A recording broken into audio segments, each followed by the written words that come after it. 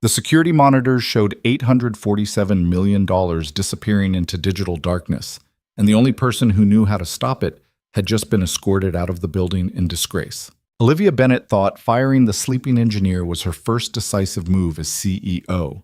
Instead, it became the mistake that nearly destroyed everything. By the time she discovered what Ethan Foster had actually been doing for those 48 sleepless hours, the malware he'd been fighting alone was already spreading through Aurelius Pay's core systems like poison through veins. Stay with me until the end of this story. Hit that like button and drop a comment telling me what city you're watching from. I want to see how far this reaches. The executive elevator doors opened with a soft chime that felt almost ceremonial. Olivia Bennett stepped into the operations center of Aurelius Pay at exactly 6:47 a.m., her heels clicking against polished concrete in a rhythm she'd practiced to sound confident but not aggressive. 30 years old, the youngest CEO in the company's history, a promotion that had sparked 3 weeks of vicious speculation across tech news sites and half the finance blogs in Silicon Valley. She'd expected resistance, expected doubt, expected to walk into a room full of engineers who thought she was too young, too inexperienced, too female to run a billion-dollar payment processing empire. What she didn't expect was the smell. Not the clean ozone scent of expensive server rooms or the faint coffee aroma that usually permeated tech offices. This was something else, something stale, the smell of a room where someone had been living instead of working. The operations center stretched before her like a cathedral to modern finance. 3 stories of glass-walled server chambers, massive displays showing transaction flows from 6 continents, workstations arranged in careful clusters where Aurelius Pay's best engineers monitored the digital arteries that moved money for everyone from corner grocery stores to multinational corporations. And there, at the center console, surrounded by 9 monitors displaying what looked like endless cascading error logs, was a man asleep at his desk, not dozing, not nodding off during a boring overnight shift, fully asleep. His head rested on his folded arms, his body slumped in the expensive ergonomic chair that probably cost more than most people's monthly rent. Dark hair fell across his forehead. The stubble on his jaw suggested he hadn't seen a razor in days. His shirt, wrinkled, untucked, looked like he'd slept in it, which, apparently, he had. Olivia felt something cold and sharp crystallize in her chest. This was exactly the kind of carelessness that had let Aurelius Pay drift into mediocrity over the past 2 years. The previous CEO had been too soft, too willing to tolerate creative work cultures and flexible standards that really just meant people did whatever they wanted. She'd promised the board she would fix that. Several engineers had noticed her arrival. They looked up from their workstations, eyes moving from her to the sleeping man and back again. Waiting. Watching what the new boss would do. Olivia crossed the floor in 12 decisive steps. "Excuse me," she said, her voice cutting through the quiet hum of cooling fans and clicking keyboards. The man didn't move. She tried again, louder. "Excuse me." Nothing. One of the nearby engineers, a woman with purple-streaked hair and enormous headphones around her neck, started to stand up. "Ms. Bennett, maybe I should—" Olivia held up one hand. The engineer sat back down. Then Olivia did something she'd later replay in her mind 1,000 times, each replay making her feel smaller and more foolish. She reached out and rapped her knuckles sharply against the desk, 3 loud knocks that echoed across the operations floor. The man jerked awake so violently he nearly fell out of his chair. His hands flew up in a defensive gesture, his eyes wild and unfocused. For a second he looked genuinely terrified, like someone waking from a nightmare into something worse. "What?" He blinked hard, trying to focus. His voice came out rough, hoarse. "What time is it?" "Time for you to explain why you're sleeping during work hours," Olivia said. Her tone was precise, controlled, the voice she'd cultivated through years of fighting her way up through venture capital firms where showing weakness meant getting eaten alive. The man stared at her. Slowly, recognition dawned across his features. You're the new CEO." "I am. And you are?" "Ethan Foster, senior systems engineer." He was trying to sit up straighter, trying to look professional, but his movements were clumsy, uncoordinated. The man was clearly exhausted beyond normal human limits. "Miss Bennett, I need to brief you on what you need to do is explain why I found you asleep at your workstation on my first day. Ethan looked at her for a long moment. Something flickered in his eyes, frustration maybe, or resignation. Behind him, the monitors continued their cascade of warnings. Red text, amber alerts, system diagnostics that looked wrong even to Olivia's non-technical eyes. I've been here for 48 hours, Ethan said slowly. We have a situation that requires... I don't care if you've been here for a week, Olivia interrupted. Sleeping on the job is unacceptable. Pack your things. You're fired. The operations center went silent. Actually, silent. The kind of quiet where you could hear individual keystrokes, where the sound of someone's coffee mug touching their desk rang out like a gunshot. The purple-haired engineer stood up again. Wait, you can't... I absolutely can, Olivia said, not taking her eyes off Ethan. And I will. This company has standards. If we're going to compete with the best payment processors in the world, we need people who take their responsibilities seriously. Ethan's jaw tightened. For a second, Olivia thought he might argue, might fight back. Instead, he just nodded slowly. You're making a mistake, he said quietly. I don't think so. Ms. Bennett, please listen to me. Ethan stood up, swaying slightly on his feet. He grabbed the edge of the desk to steady himself. Before you do anything else, before anyone touches these systems, there's something you need to understand. What I understand is that you're fired. Security will escort you out. The servers. Ethan's voice rose with sudden urgency. You cannot restart the servers. Do you understand me? Whatever happens, do not restart. Are you seriously trying to tell me how to run operations right now, after I just caught you sleeping? Olivia turned to the nearest supervisor, a nervous-looking man in his 40s clutching a tablet. Get security up here. Now! The supervisor hesitated. Ms. Bennett, Ethan is our lead infrastructure specialist. Maybe we should... I didn't ask for your opinion. Get security. The man fumbled with his tablet, his hands actually shaking. Ethan closed his eyes. When he opened them again, he looked somehow even more tired, but also disappointed, like he'd expected better and been proven wrong.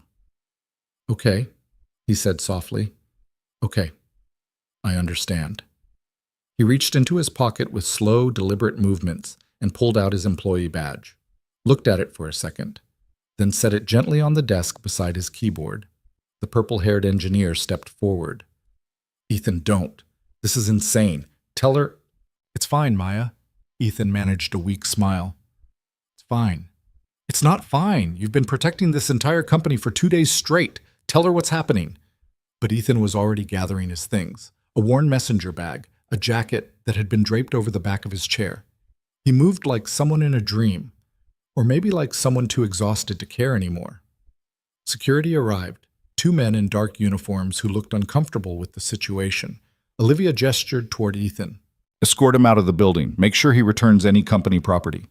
As the security guards moved to flank him, Ethan turned back to face the operations center.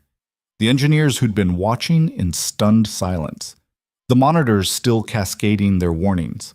Listen to me, he said, his voice carrying across the floor with sudden clarity. All of you. Do not restart the core system. I don't care what the error logs say. I don't care what diagnostic procedures you think you should run. Do not restart. Maya looked like she was about to cry. We won't. I promise. Make sure, Ethan said. Then he let the security guards lead him toward the elevator. Olivia watched him go, feeling the weight of every eye in the operations center on her. Let them stare, let them question. This was leadership. This was what making hard decisions looked like. The elevator doors closed on Ethan Foster's exhausted face. Olivia turned to the remaining engineers. Someone give me a status report on current operations, and someone clean up that workstation. It's a disaster. Nobody moved for several seconds. Finally, Maya spoke up, her voice shaking with barely controlled anger. You just fired the only person in this building who understands what's happening to our infrastructure. Then I suggest the rest of you figure it out quickly, Olivia said. That's what you're paid for, isn't it? She walked away before anyone could respond, her heels clicking back toward the executive elevator.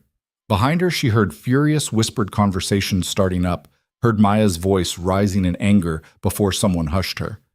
Good. Let them be angry. They'd respect her for it eventually. They'd understand that she wasn't here to make friends or maintain the comfortable mediocrity that had been strangling Aurelius Pay's growth. She was here to build an empire. The elevator doors closed, and Olivia caught her reflection in the polished metal. She looked exactly how she wanted to look: sharp, professional, in control. She had no idea she'd just made the worst mistake of her life. Bonds. Ethan Foster stood in the parking garage beside his 8-year-old Honda Civic and tried to remember how to breathe. The adrenaline that had kept him functioning through 48 hours of crisis management was draining away, leaving behind something that felt like being hollowed out. His hands shook as he fumbled with his car keys. His vision kept blurring at the edges. Fired. He'd been fired. The word didn't feel real. He'd worked at Aurelius Pay for 6 years. 6 years of climbing from junior engineer to senior systems specialist. 6 years of learning every quirk and vulnerability in their aging infrastructure. 6 years of being the person they called when everything else failed. And now he was standing in a parking garage at 7 in the morning, fired for sleeping on the job while trying to save the company from a cyber attack that could destroy them. His phone buzzed. A text from Maya. "I'm so sorry. This is insane. I'll try to talk to her." Ethan texted back with trembling fingers. "Don't. You'll just get yourself fired too. Remember what I said about the servers?" 3 dots appeared, disappeared, appeared again. Then, "I'll remember. Get some sleep. Please. Sleep." Right. That's what he needed. Except now, instead of sleeping after successfully stopping a crisis, he was sleeping after getting humiliated and fired. Somehow that made the exhaustion feel different, heavier, like it might crush him if he stopped moving. The drive home happened in a fog. Ethan barely remembered navigating the morning traffic, barely registered the familiar turns into his neighborhood. The apartment complex looked exactly like it had when he'd left it 2 days ago, before everything went to hell. He parked in his assigned spot and sat in the car for a long moment, staring at nothing. Then his phone rang. The school. Chloe's school. Panic spiked through his exhaustion. He answered on the second ring. "Hello? Mr. Foster? This is Jennifer from Lakewood Elementary. I'm calling about Chloe." His heart stopped. "Is she okay? What happened?" "Oh, she's fine. Sorry, I should have led with that. I'm calling because you were supposed to pick her up an hour ago for her dentist appointment. The one you scheduled for this morning?" The dentist. The appointment he'd completely forgotten existed because he'd been fighting malware instead of sleeping, instead of remembering basic parental responsibilities. "I'm so sorry," Ethan said, and his voice cracked embarrassingly. "I'm on my way right now. 10 minutes. I'll be there in 10 minutes. "It's okay, Mr. Foster. These things happen. Chloe's in the office with Mrs. Patterson. She's been reading quietly. No trouble at all." Of course she had, because Chloe was always good, always patient, always understanding when her father screwed up, which he did. Constantly. Ever since Sarah died and left him trying to be both parents to a 7-year-old while maintaining a career that required him to basically live at the office sometimes. He ended the call and drove to the school, his eyes burning with fatigue and something else he refused to name. Chloe was indeed sitting in the office, her little backpack at her feet, a library book open in her lap. When she saw him, her face lit up with that smile that always made everything else seem smaller. "Daddy?" "Hey, Bug." He crouched down to hug her, and she wrapped her thin arms around his neck. She smelled like the strawberry shampoo he never remembered to buy until they ran out. "I'm sorry I'm late." "It's okay. Mrs. Patterson let me read in the quiet room." She pulled back to look at him, her expression shifting to concern. "Daddy, you look really tired. Did you work all night again?" "Yeah, I did." "Did you fix the problem?" He managed a smile. "I did my best, Bug." Jennifer, the office administrator, gave him a sympathetic look as he signed Chloe out. "Hard week? You could say that." In the car, Chloe chattered about her morning at school while Ethan tried to remember if the dentist's office was on Maple Street or Oak Street. His brain felt like static. "Daddy, you missed the turn," Chloe said gently. "Right, sorry." He made an awkward U-turn. "Are you sure you're okay to drive?" She sounded worried. His 7-year-old daughter sounded worried about him driving safely. That's what his life had become. "I'm fine, Bug. Just tired." The dentist appointment was mercifully quick. No cavities, healthy teeth, everything perfect because Chloe was responsible about brushing in ways Ethan hadn't been at her age. Or at his current age, honestly. Back in the car, Chloe said, "Can we go home now? You should sleep." "Yeah, home sounds good." The apartment was quiet when they entered. Ethan had left in such a hurry 2 days ago that there were still breakfast dishes in the sink, still Chloe's homework scattered across the dining table. "I'm going to do my reading," Chloe announced. "You should sleep on the couch. I'll be quiet." "You don't have to be quiet, Bug." "I want to." She was already pulling her library book from her backpack. "You work really hard. You should rest." Ethan looked at his daughter, the small person who'd learned to be independent way too young, who never complained when he worked late, who adapted to his chaotic schedule with grace he definitely didn't deserve, and felt something crack in his chest. "I love you, Chloe." She looked up, surprised by the sudden emotion in his voice. Then she smiled. "I love you too, Daddy. Now go sleep before you fall over." He collapsed on the couch, without even taking off his shoes. His body hit the cushions like someone had cut his strings. The laptop was still on the coffee table where he'd left it, still logged into Aurelius Pay's monitoring systems even though he probably didn't have access anymore. Should check. Should log out. Should... Darkness took him before he could finish the thought. Back at Aurelius Pay headquarters, Olivia Bennett was discovering that being CEO involved significantly more meetings than she'd anticipated. Finance team at 8, marketing at 9, legal at 10. Each one a careful dance of establishing authority without alienating people she needed.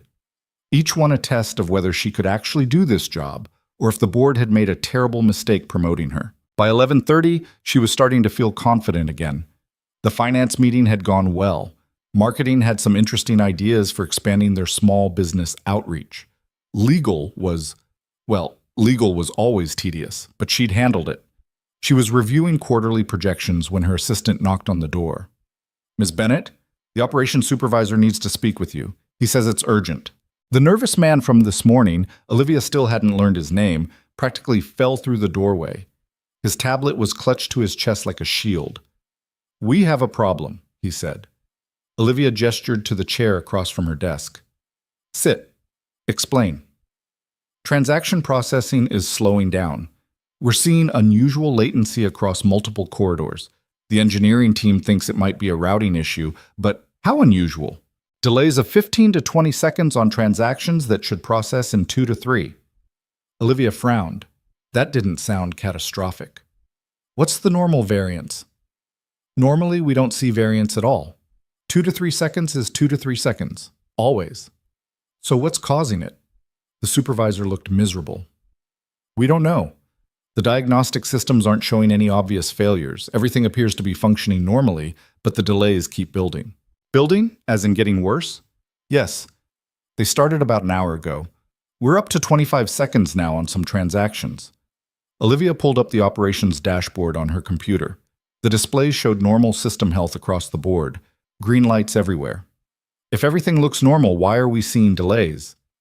"That's what we're trying to figure out." "What does the engineering team recommend?" The supervisor hesitated. "They want to wait, monitor the situation, see if it resolves on its own." "That's not a recommendation. That's hoping the problem goes away."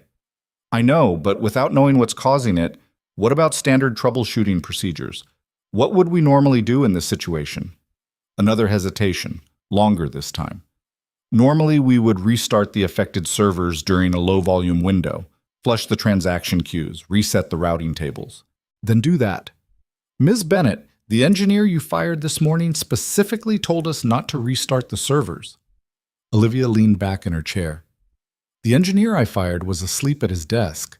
I'm not basing operational decisions on the advice of someone who can't stay awake during work hours." "But he was our lead infrastructure specialist. He knew these systems better than anyone." "Then I suggest your team learns those systems quickly. We can't have a single point of failure." "What if he'd quit? What if he'd gotten hit by a bus? You're telling me the entire company would be helpless?" The supervisor looked like he wanted to argue, but didn't dare. "No, Ms. Bennett." "Good. So here's what we're going to do. Schedule the server restart for this afternoon during the lowest volume window. Have the team ready to monitor for any issues. Clear?" "Yes, Ms. Bennett." "Anything else?" He stood up, still clutching his tablet. "No, that's everything." After he left, Olivia returned to her quarterly projections. Transaction delays were annoying but not uncommon in systems as complex as Aurelius Pay's infrastructure. A clean restart would probably fix whatever was causing the routing issues. She didn't think about Ethan Foster again until much later. Didn't think about the desperation in his voice when he'd tried to warn her. Didn't think about the way the other engineers had looked at her like she'd just done something unforgivable. She was too busy being CEO to waste time on doubts. Ethan woke to the sound of Chloe talking quietly to her stuffed rabbit. "No, Mr. Hoppy, we can't make noise. Daddy needs to sleep. He had to work very hard. Yes, I know you want to watch cartoons, but we should be quiet." He cracked one eye open. The afternoon sunlight filtering through the living room blinds suggested he'd been asleep for hours. His phone said 2:47 p.m., almost 8 hours. He'd slept almost 8 hours and somehow felt even more exhausted than before. Chloe noticed him stirring. "Daddy, you're awake. Are you feeling better?" "Yeah, Bug, much better." It was only partly a lie. His body felt like someone had beaten him with a stick, but his mind was clearer. "Have you been okay?" "Uh-huh. I made a sandwich for lunch, and I did my homework, and I read 3 chapters." "You made a sandwich?" He sat up, alarm creeping in. "Chloe, you know you're not supposed to use the stove." "I didn't, just peanut butter and jelly. I was really careful with the knife." She showed him her hands. No cuts, no band-aids. Ethan felt another crack in whatever was holding him together. His 7-year-old daughter had made her own lunch because her father was too fired and too exhausted to do it for her. "I'm sorry, Bug." "It's okay. You were tired." She climbed onto the couch next to him, tucking herself under his arm. "Daddy, did something bad happen at work?" Kids, they always knew. "Yeah, something bad happened." "Did you get in trouble?" "How did you explain getting fired to a 7-year-old, especially when you'd been fired for trying to do the right thing?" "I had a disagreement with my boss," Ethan said carefully, "about how to handle a problem, and she decided she didn't want me working there anymore." Chloe processed this with the serious expression she got when thinking hard about something. "So you don't have a job now?" "Not right now, but I'll find another one. Don't worry." "I'm not worried." She said it with such complete confidence that Ethan almost believed her.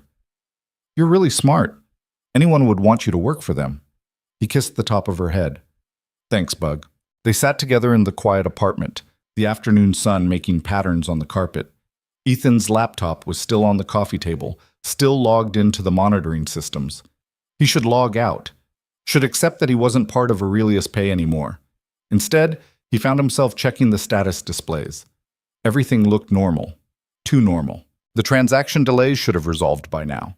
The malware he'd isolated should have been showing signs of trying to propagate.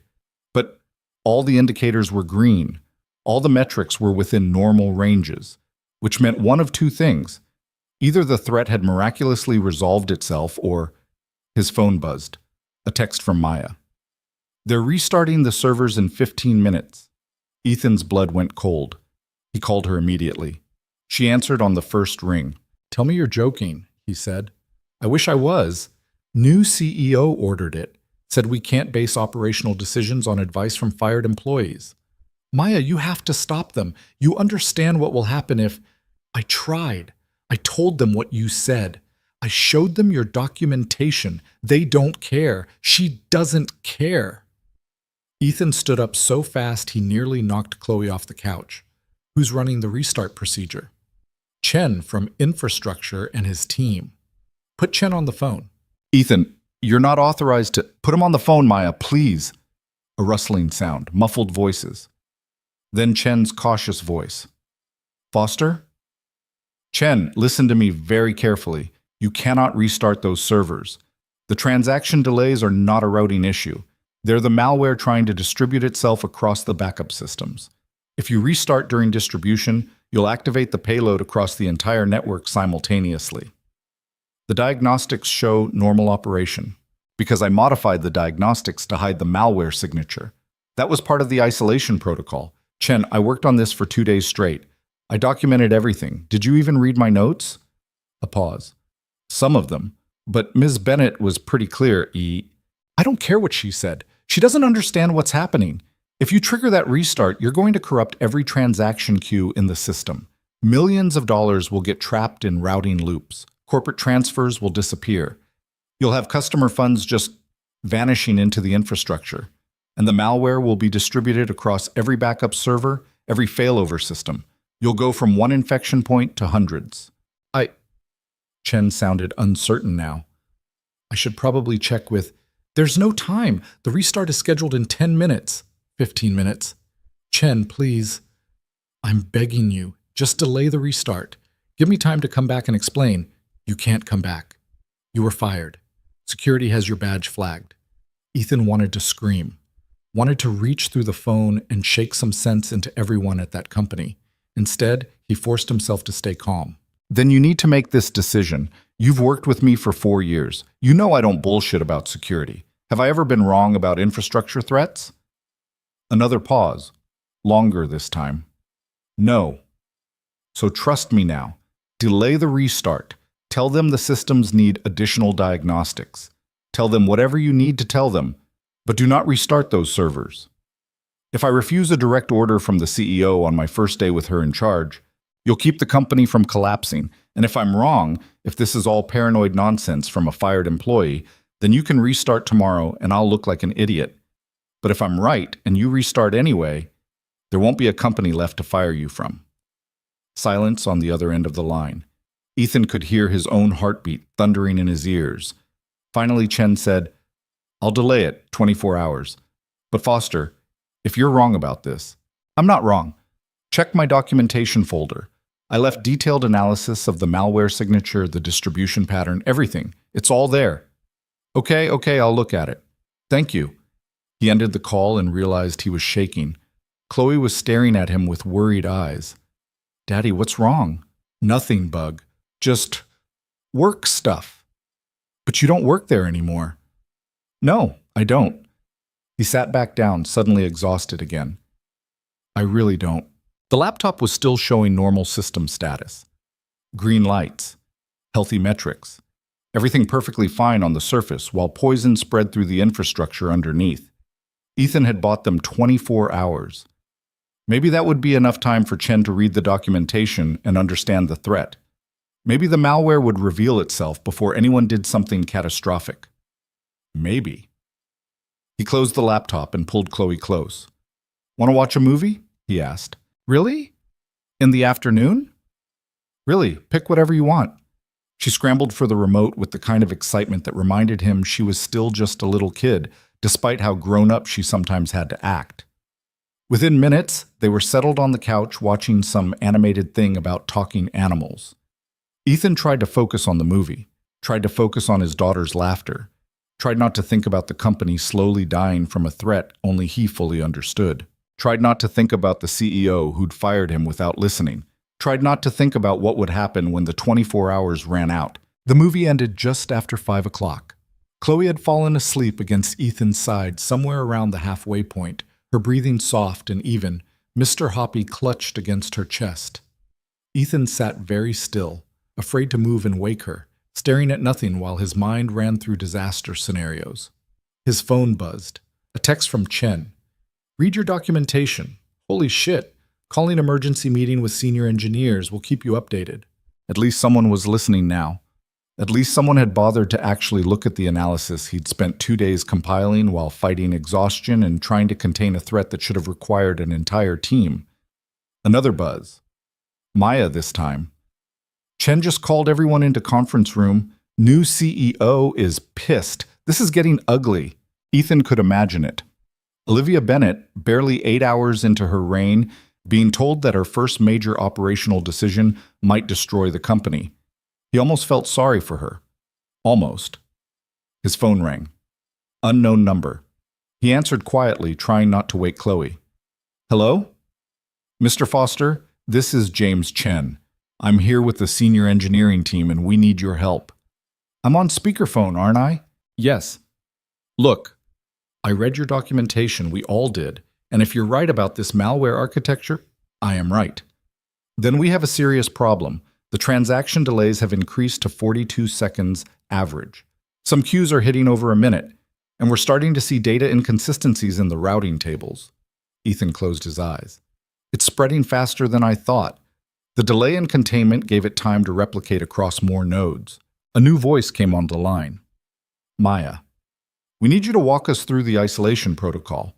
Your documentation explains what you did, but not how to extend it to the new infection points. I can't walk you through anything. I was fired, remember? I don't have system access. We can get you access, Chen said. Temporary credentials. Read only for now, but Chen, I appreciate this, but your new CEO made it pretty clear she doesn't want me involved. Ms. Bennett isn't on this call. Does she know you're calling me? Silence. That's what I thought, Ethan said. Look, I want to help, you know I do, but I'm not going to give you ammunition to get yourselves fired. Chen, you're lead on infrastructure now. Maya, you're the best systems analyst in that building. You can figure this out. In time, maybe, Maya said. But we don't have time. These transaction delays are going to start triggering client alerts within the hour. Once that happens, once customers start seeing their payments stuck in processing, then you need to brief Ms. Bennett on the actual situation. Show her the documentation. Make her understand what's happening. We tried, Chen said. She thinks we're being paranoid, that we're loyal to you and trying to undermine her authority. Of course she did, because admitting she'd made a catastrophic mistake on her first day would mean admitting weakness, and people like Olivia Bennett didn't do weakness. I can't help you, Ethan said quietly. I'm sorry, but I have a daughter to think about. I can't risk. Chloe stirred against his side, mumbling something in her sleep. He lowered his voice even further. I can't risk making this worse for my family. Find someone else. He ended the call before anyone could argue. For a long moment, he just sat there, feeling like the worst kind of coward. His former colleagues were trying to save the company from a disaster he'd predicted, and he was hiding in his apartment because he was scared of making his unemployment more complicated. But what was he supposed to do? Storm back into Aurelius Pay headquarters and demand they listen to him? He'd been publicly fired and escorted out by security. He had no authority, no access, no credibility with the one person who mattered. His phone buzzed again. Another unknown number. He ignored it. Then another. And another. Finally, he answered. What? Mr. Foster, this is David Kim from Aurelius Pay's board of directors. Ethan sat up straighter, careful not to disturb Chloe. I don't understand. Why are you calling me? Because my phone has been ringing nonstop for the past 20 minutes, with engineers telling me our new CEO fired the one person who can prevent a catastrophic system failure. Is that accurate? I don't know if I'm the only person who can prevent it, but I was working on containing a cyber attack when she fired me this morning, yes. And did you attempt to inform her of the situation? Briefly. She cut me off, said she didn't care how long I'd been working, that sleeping on the job was unacceptable. A long pause. Then Kim said, Mr. Foster, I'm going to be direct with you. We have a significant amount of money invested in keeping Aurelius Pay operational. If what the engineering team is telling me is accurate, we're looking at potential losses that could run into the hundreds of millions, maybe more. That's not an exaggeration. Then I need you to come back. Tonight. Right now. I'll authorize whatever access you need, whatever resources, whatever. With all respect, Mr. Kim, you're not the one who fired me. Miss Bennett is CEO. Unless she's asking me to come back, she doesn't know I'm calling you. Then this conversation is pointless. Mr. Foster, no. Listen to me. I spent 6 years at that company. 6 years learning those systems, building relationships with that team, earning people's trust. And your new CEO threw all of that away in about 90 seconds because she decided I looked unprofessional. She didn't ask questions, didn't want context, just made a judgment and executed it. She made a mistake. She made a choice, and now she needs to live with the consequences of that choice. Ethan could hear Kim breathing on the other end of the line. When the board member spoke again, his voice was careful. What would it take to get you to reconsider? An apology from her, in person, and a guarantee that she'll actually listen this time instead of making assumptions. I'll see what I can do. The call ended. Ethan set his phone down and looked at his sleeping daughter. Her face was peaceful, untroubled. She had no idea her father's stubbornness might be condemning thousands of people to financial chaos, because that's what would happen if the malware payload activated across Aurelius Pay's full network. Transaction processing would collapse, Corporate payrolls would freeze. Small businesses waiting for payment approvals would be left hanging. Individual users trying to pay bills or send money to family members would see their funds vanish into digital limbo. And Ethan was refusing to help because his pride was hurt. He gently moved Chloe to the couch, tucking a blanket around her, and went to the kitchen. The dishes from 2 days ago were still in the sink. He started washing them, needing something physical to do with his hands. His phone rang again. He dried his hands and checked the screen. Maya. "What?" he said flatly. "It's worse," she said without preamble. "We're seeing transaction failures now. Not just delays, actual failures. Money going into the system and just disappearing." "How many?" 12 so far, totaling about $43,000. "That you know of. The malware is designed to hide the failures in the error logs. There are probably 10 times that many you haven't detected yet." "Jesus, Ethan, you have to—" "I don't have to do anything. I was fired, remember? People are going to lose their money." "Then maybe your CEO should have thought about that before firing the person trying to protect them." Maya was quiet for a moment. When she spoke again, her voice was different, softer. "I get it. I do. She was wrong. She was completely wrong, but punishing her means punishing everyone else too. All those small business owners who use our platform, all those families sending money to each other. They didn't fire you." Ethan squeezed his eyes shut. "That's not fair." "No, none of this is fair, but it's the situation we're in." In the living room, Chloe made a small sound in her sleep. Ethan watched her for a moment, this little person who depended on him completely, who trusted him to make good decisions even when he wanted to make selfish ones. "If I come back," he said slowly, "I need direct access to the core systems. No restrictions. No oversight from people who don't understand what they're looking at. Can you make that happen?" "I'll try. And I need someone to watch Chloe. I can't bring her to the office and I can't leave her alone. I'll figure something out. My sister might be able to Maya, I need a guarantee, not a might. I'm not leaving my daughter alone in this apartment while I go save a company that fired me." Okay, give me 10 minutes. She hung up. Ethan stood in his kitchen, surrounded by half-washed dishes, wondering what kind of person agrees to help people who humiliated them, wondering if he was being noble or just weak. His phone rang again. Maya's sister, apparently, a woman named Lisa who sounded far too cheerful for the situation. "So I hear you need a babysitter in an emergency situation, and my sister is calling in favors like the world is ending?" "Something like that. I can be at your place in 30 minutes. I'm good with kids. I have 3 of my own, currently being watched by their father, so I can rescue you." "What's your daughter's name?" "Chloe. She's 7. She's pretty independent, but she needs dinner around 6:30, and bedtime is 8 o'clock. She'll want a story, and I've got this. Maya sent me your address. I'll be there soon." 28 minutes later, there was a knock on the door. Lisa turned out to be a woman in her early 40s with kind eyes, and an energy that made Ethan tired just looking at her. "You must be Ethan," she said, stepping inside, "and this must be Chloe." Chloe had woken up when the doorbell rang. She stood near the couch, looking uncertain, Mr. Hoppy clutched in both hands. "Hi," she said quietly. "Hi yourself. I'm Lisa. I'm going to hang out with you for a while so your dad can go handle some work stuff. Is that okay?" Chloe looked at Ethan. He crouched down to her level. "I have to go back to the office for a few hours, Bug. Lisa's going to stay with you. She seems nice, right?" "I guess." Chloe's voice was small. "Are you in trouble again?" "No, the opposite, actually. They need my help with something." "But they fired you." "It's complicated." Lisa settled herself on the couch like she belonged there. "How about we make this simple? Chloe, what's your favorite dinner?" "Mac and cheese." "Perfect. I make excellent mac and cheese. The kind with 3 different cheeses and breadcrumbs on top. While your dad is at work, we'll have dinner, and then maybe we can read some stories, and you can tell me about school. Sound good?"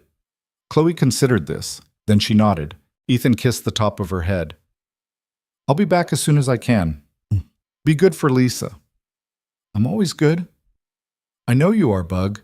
He grabbed his messenger bag, checked that his laptop was inside, and headed for the door. Turned back one more time to see Chloe watching him with those serious eyes that looked too old for her face. "I love you," he said. Love you too, Daddy. Fix the problem. I'll try. The drive back to Aurelius Pay headquarters felt surreal. Less than 12 hours ago, he'd been escorted out of this building in disgrace. Now he was driving back in the dark, the city lights reflecting off rain-slicked streets, trying to save a company run by someone who thought he was incompetent. The parking garage security guard did a double take when Ethan pulled up to the gate. "Mr. Foster, I thought you were—" "I was. Now I'm not. Temporarily. Can I park here or not?" The guard checked something on his computer. "You're on the access list. Temporary credentials. Go ahead." The lobby was nearly empty at this hour. A few late-night workers hurried past, focused on their phones. The security desk waved him through after checking his temporary badge. The elevator ride to the operations center felt longer than usual. Ethan watched the floor numbers climb and tried to prepare himself for whatever disaster awaited him. The doors opened to chaos.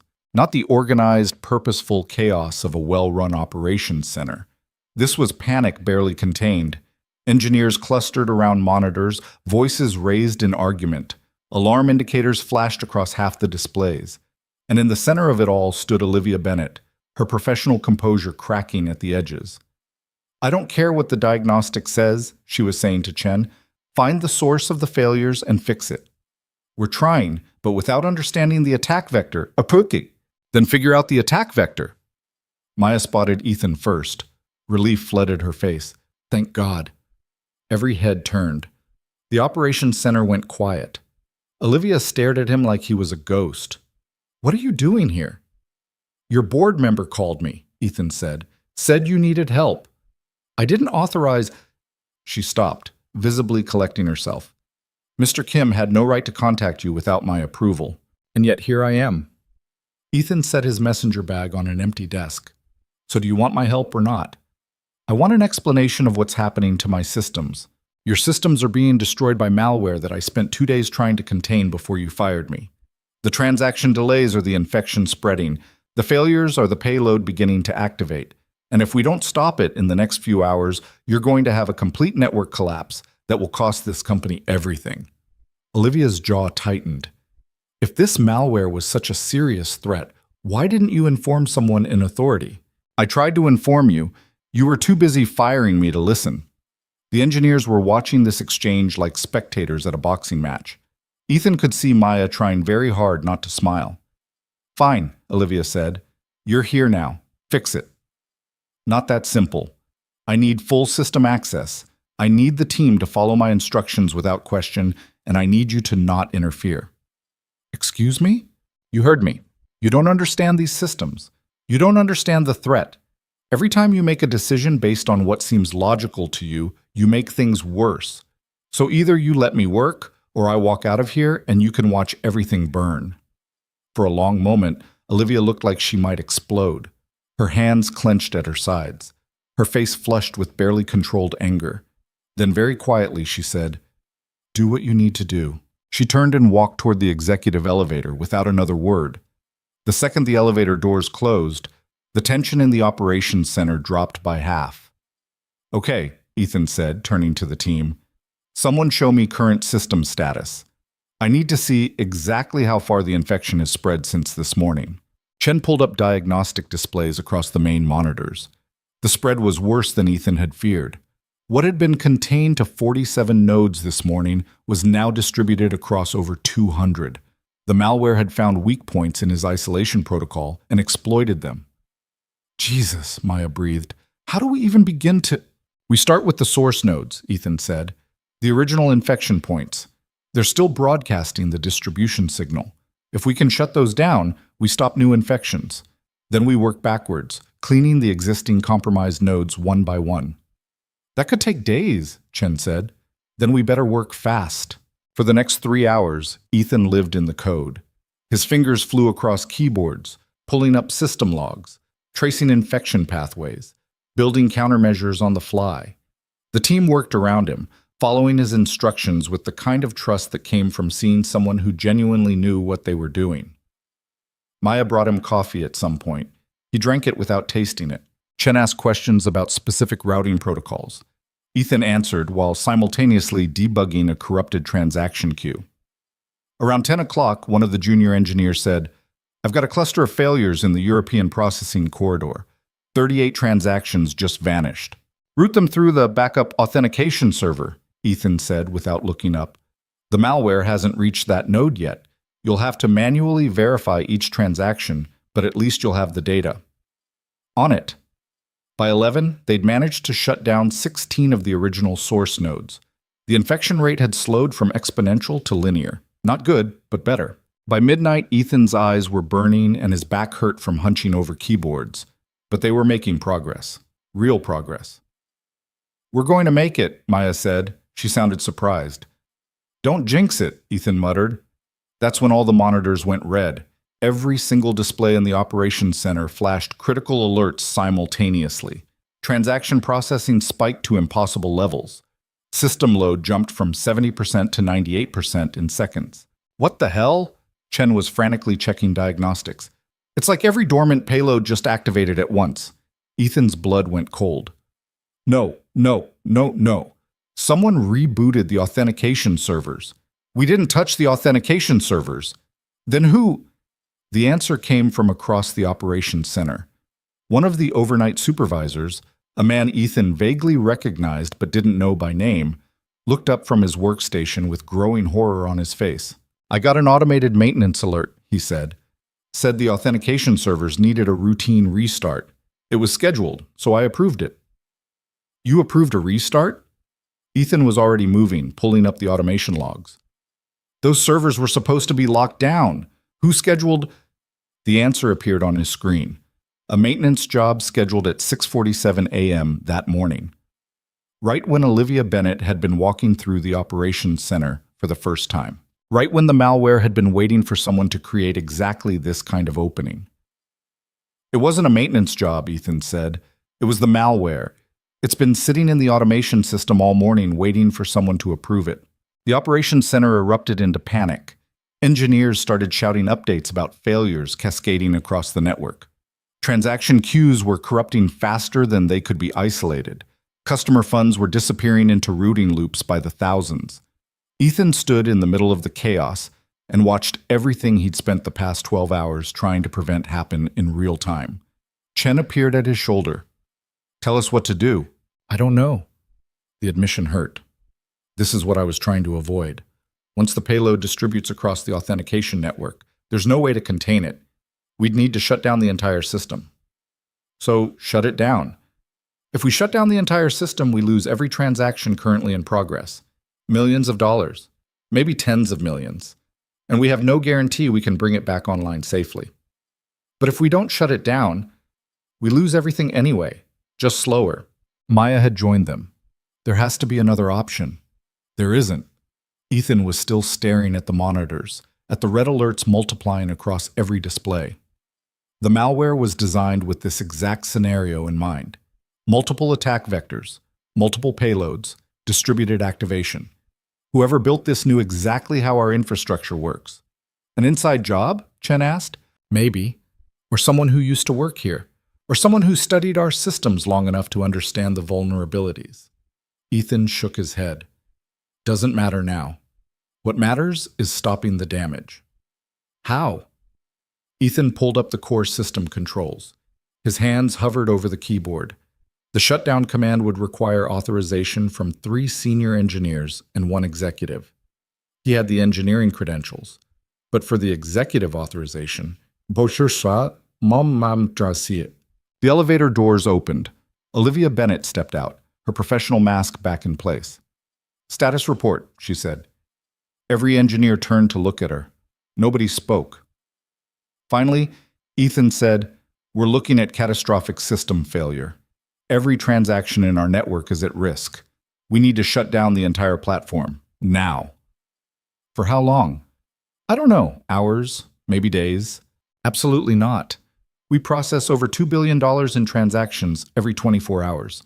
A complete shutdown would save the company," Ethan interrupted, "because if we don't shut down, the malware destroys the network anyway, and we lose everything permanently." Olivia looked at the monitors. Ethan watched her trying to process what she was seeing, trying to understand something that was completely outside her expertise. "Is there any other option?" she asked quietly. No. And if we shut down, can you guarantee we'll be able to restart safely? No. She closed her eyes briefly. When she opened them again, she looked directly at Ethan. Then I'm trusting you. Do what you need to do. Ethan nodded and turned back to his keyboard. Chen and Maya moved to their stations. Together, they began the shutdown sequence. Transaction processing halted. Customer alerts started firing. Support phone lines immediately lit up with panicked calls from businesses and individuals who suddenly couldn't access their money. But the malware stopped spreading. The operations center went eerily quiet as system after system went offline. Display monitors that had been showing chaos 5 minutes ago now showed nothing but black screens with a single message: system maintenance in progress. Now what? Chen asked. Now, Ethan said, we start cleaning. Every infected node has to be isolated, scrubbed, and verified before we can bring it back online. It's going to take most of the night. Most of the night? Olivia looked pale. We can't be down that long. The board can wait, Ethan said flatly, unless you want to bring the system back online with active malware still in the network. She didn't argue. The work began in silence, broken only by the clicking of keyboards and the occasional muttered curse when someone found another infected node. Ethan moved between workstations like a surgeon coordinating a complex operation, checking work, adjusting protocols, redirecting engineers when they hit dead ends. Olivia stood off to the side, watching. She'd pulled up a chair near the observation windows and sat there with her phone in her hand, fielding calls from board members and major clients who wanted to know why their transactions had suddenly stopped processing. Around 1 a.m, Ethan heard her voice rise slightly. I understand your concern, Mr. Patterson, but I can't give you an exact timeline. No, I can't just turn it back on, because turning it back on before we're certain the system is secure would put your company's funds at even greater risk. She sounded exhausted. Good. Maybe exhaustion would make her understand what he'd been dealing with for the past 2 days. Ethan, Maya called from her workstation. I've got something weird in Sector 7. The malware signature is different from the others. He crossed the floor to look at her screen. She was right. Most of the malware they'd been finding followed the same basic structure, the same code patterns. But this instance had additional layers, encryption he hadn't seen before. It's evolving, he said quietly. What? The malware. It's adapting to our countermeasures, learning from what we're doing. He pulled up the code analysis. Look at this. It's using our own cleaning protocols to hide itself. Every time we scrub a node, it migrates the data somewhere else before we can catch it. Chen appeared behind them. So everything we've cleaned could still be infected? No, not everything. Just some things. We need to change our approach. Ethan straightened up, his back protesting the movement. Maya, can you pull up the network topology map, the full infrastructure diagram? She brought it up on the main display. The entire Aurelius Pay network spread across the screen like a massive spider web, hundreds of nodes interconnected by thousands of pathways. Show me everywhere we've cleaned in the past 3 hours, Ethan said. Green indicators appeared across the map. They'd made decent progress. Maybe 40% of the network was verified clean. Now show me current infection points. Red indicators bloomed across the screen, far more than there should have been. The malware had reinfected nodes they'd already cleaned, finding pathways they hadn't thought to block. We're losing ground, Chen said flatly. No, we're learning. Ethan studied the pattern of reinfection. There was a logic to it, a structure. The malware wasn't random. It was following specific pathways, prioritizing certain nodes over others. It's trying to reach the backup systems. If it gets into our offline storage, into the disaster recovery infrastructure, we'll never get it out, Maya finished. Even if we clean the entire active network, it'll just reinfect from the backups the moment we restore. Exactly. Ethan pointed at a cluster of nodes on the edge of the map. These are the gateway points between active processing and backup storage. We need to isolate them, physically disconnect them if we have to. That's going to require authorization, Chen said. Those are critical infrastructure components. If we disconnect them and something goes wrong, something has already gone wrong, Ethan said. We're just trying to prevent it from getting catastrophically worse. He turned to find Olivia standing behind him. She'd left her chair by the windows and approached without him noticing. You need authorization to disconnect backup systems? She asked. Yes. Then you have it. Do what you need to do. Chen looked uncomfortable. Ms. Bennett, if we physically disconnect the backup infrastructure and there's a failure in the active systems, we won't be able to restore from backups. We could lose everything. And if we don't disconnect them, the malware gets into the backups and we lose everything anyway, Ethan said. Just slower and with less control over how it happens. Olivia was quiet for a moment. Ethan could see her running calculations in her head, trying to figure out which disaster scenario was less disastrous. Finally, she nodded. Do it. The physical disconnection required an engineer to go down to the server rooms and manually pull cables. A young guy named Rodriguez volunteered, probably because he was tired of staring at code and wanted to do something that felt concrete. Just the backup gateway nodes, Ethan told him. Don't touch anything else. And Rodriguez? Be careful down there. Some of those server rooms haven't been properly maintained in years. Watch for loose floor panels. Rodriguez headed for the stairs. The elevators were technically faster, but nobody wanted to trust building systems right now. Everything electronic felt suspect. While they waited for Rodriguez to reach the server floor, Ethan pulled up the malware code again. Studied it. Whoever had written this was good. Really good. The architecture was elegant in a way that almost deserved admiration if it wasn't actively destroying everything he'd spent years building. You recognize the coding style? Maya asked. She'd come to stand beside him, coffee cup in hand. Maybe. There's something familiar about it. The way it handles data encryption, the recursion patterns. Ethan shook his head. Could just be my imagination. Or it could be someone who learned from the same people we did. Someone who worked here. That's a cheerful thought. Maya smiled grimly, just trying to add to the general atmosphere of paranoia and despair. Rodriguez's voice came through the radio. I'm at the server room. These cables are seriously old. Some of them look like they haven't been touched since the building was built. Just disconnect the ones I marked, Ethan said. Gateway nodes only. Yeah, about that. Some of these labels don't match your map. Like, at all. Of course they didn't. Because nothing about this situation could be straightforward. Describe what you're seeing, Ethan said. Okay, so I've got rows of servers, right? But the labeling system seems to use some kind of old convention that doesn't match the digital inventory.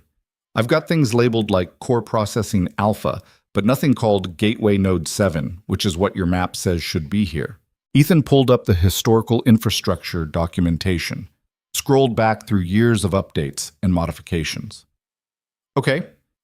Core Processing Alpha is the old name for what's now Gateway Node 7. The labeling was changed in 2019, but nobody ever updated the physical labels. That seems like a pretty significant oversight. Welcome to Legacy Infrastructure Management. Just disconnect Core Processing Alpha through Delta. Those should correspond to Gateway Nodes 7 through 10. On it. The radio went quiet. Ethan watched the network topology map, waiting for the indicators to change when Rodriguez pulled the cables. Nothing happened. Rodriguez? Ethan keyed the radio. You disconnect them? No response. Rodriguez? Still nothing. Maya and Chen exchanged worried looks. Ethan was already moving toward the stairs. Stay here, he told the team. Keep working on the active nodes. I'll check on Rodriguez. I'm coming with you, Maya said. Someone needs to coordinate if Chen can coordinate. I'm coming with you. They took the stairs down 6 floors to the server level. The stairwell was cold, utilitarian, nothing like the polished aesthetic of the upper floors. Down here was where the real work happened, where the actual infrastructure lived behind locked doors and climate-controlled environments. The server room door was propped open with a fire extinguisher. Not standard procedure, but then nothing about tonight was standard. Rodriguez? Ethan called into the darkness beyond. The overhead lights were on, but they only illuminated about half the space. The rest was shadowed by rows of server racks, creating maze-like corridors. Back here, Rodriguez's voice came from somewhere in the darkness. You're going to want to see this. Ethan and Maya navigated through the racks. The air was cold enough that their breath came out in faint clouds. The sound of cooling fans created a constant white noise that made it hard to hear anything else. They found Rodriguez standing in front of an open server panel, staring at something inside. What's wrong? Ethan asked. Rodriguez pointed. That's what's wrong. Inside the panel, among the legitimate cables and components, was a device that absolutely didn't belong there. A small black box with blinking LEDs connected directly to the server's motherboard. Is that? Maya started. A physical tap, Ethan finished. Someone installed a hardware device on our servers. That's how the malware got in. It's not just a software attack. Rodriguez looked pale. There could be more of these, right? On other servers? Probably. Ethan pulled out his phone and took photos of the device from multiple angles. Don't touch it. Don't disconnect it. If we start pulling these things out without understanding how they're networked, we could trigger something worse. How could it be worse? It could be worse, Ethan said grimly. These devices could be set up with dead man switches. Removal triggers a wipe command, or they could be networked together. Pull one and the others activate. We need to map out all of them before we remove any of them. Maya was already walking down the rows of servers, checking each one. Found another one, she called. 3 racks over. Don't touch it, Ethan reminded her. I know, just documenting. She took photos with her own phone. They spent the next 20 minutes searching the server room, found 7 hardware taps total, each one installed with professional precision. Someone had planned this carefully, had physical access to the building, knowledge of the infrastructure, time to install devices without being noticed. Back in the operations center, Ethan uploaded the photos to the main display. The engineering team gathered around, their exhaustion temporarily forgotten in the face of this new revelation. So, we're not just dealing with a software breach, Chen said. We're dealing with someone who physically compromised our servers. Looks that way. How long have those devices been there? Could be days. Could be months. Ethan zoomed in on one of the photos. These are pretty sophisticated. Custom hardware, professional installation. Whoever did this had resources and expertise. Olivia had been standing quietly in the background. Now she spoke up. We need to call the police. This is corporate espionage. Maybe worse. Police will want to shut everything down for investigation, Maya said. Take the servers as evidence. We can't operate without them. We're not operating right now anyway, Olivia pointed out. But we're trying to fix it so we can.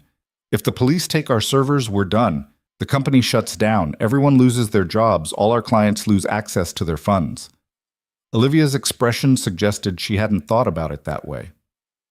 So what do you propose we do? Fix the immediate problem first, Ethan said. Get the network clean and operational, document everything. Then we can deal with the investigation and the fallout. And if whoever installed those devices is still around, still monitoring us, then they're watching us clean up their mess. Not much we can do about that right now. It was a deeply unsatisfying answer, but it was the truth. They were fighting on multiple fronts with limited resources and no time to properly address any single problem. Ethan turned back to the team.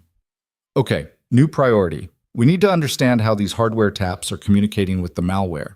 If we can disrupt that communication, we might be able to isolate the infection even without removing the physical devices. How do we do that?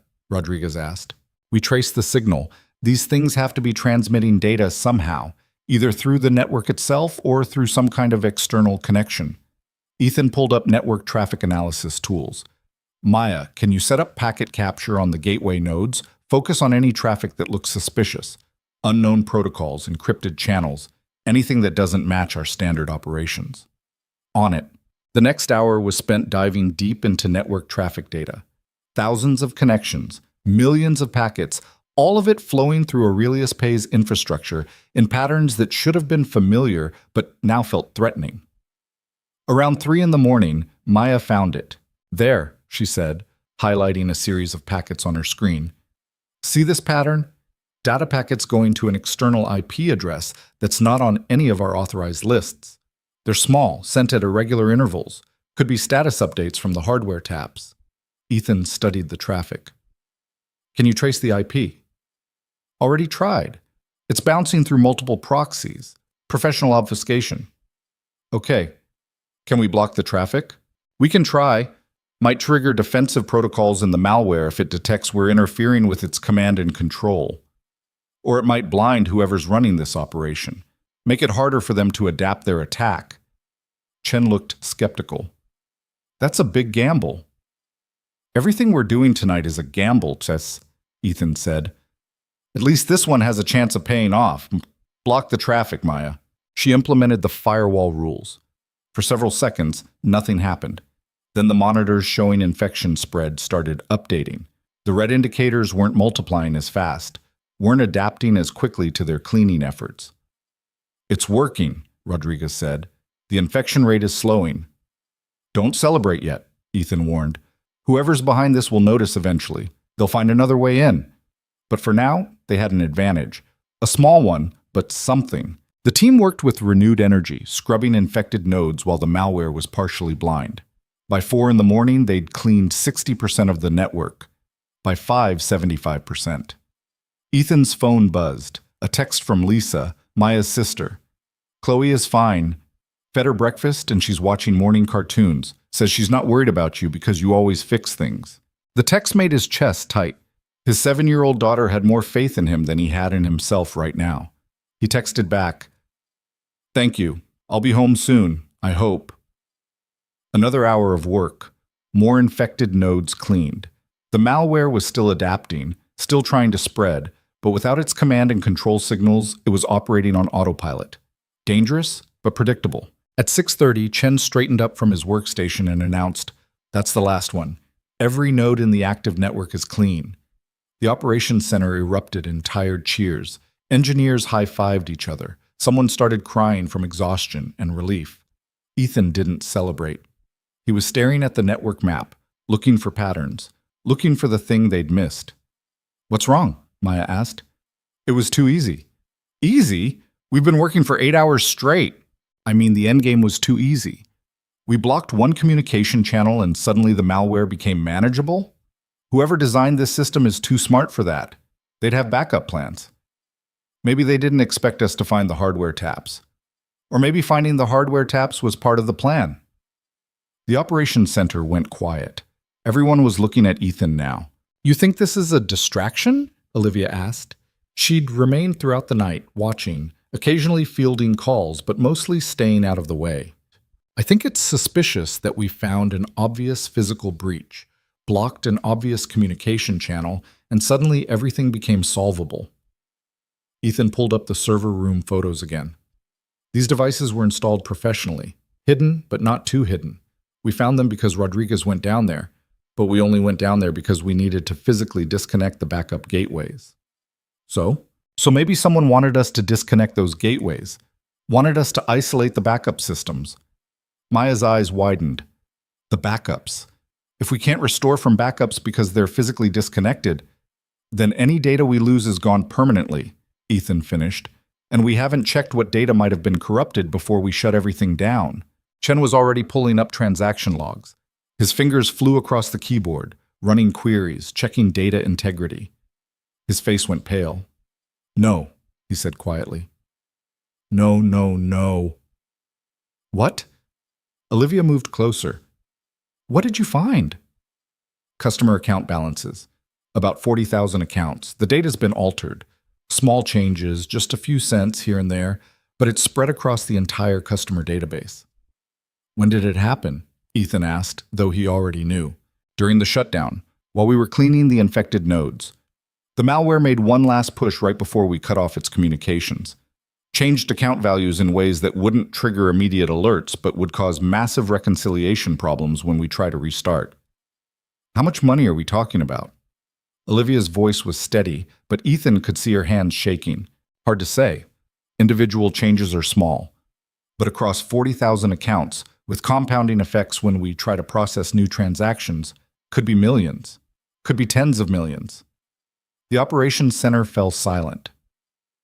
All that work, all those hours of fighting the malware, cleaning the systems, saving the network, and they'd been so focused on the technical battle that they'd missed the real target, the money. "Can we restore from backups?" Olivia asked. "The backups are disconnected," Rodriguez said. "Remember? We physically pulled the cables. Then reconnect them. If we reconnect them before we're certain the active network is completely clean, we could reinfect everything. Plus the backups might already be compromised. Those hardware taps could have been corrupting backup data for weeks." Olivia closed her eyes. Ethan watched her processing this, watched her trying to find some solution that didn't involve catastrophic losses. "How do we fix this?" she asked quietly. "We don't," Ethan said. "Not quickly. We need to go through every affected account manually, compare current values to historical records, identify the changes and reverse them. It's going to take days, maybe weeks." "We don't have weeks. We have clients who need access to their funds. We have businesses that need to process payroll. We have—" "I know what we have," Ethan interrupted, "but rushing the restoration is what got us here. We need to do this right."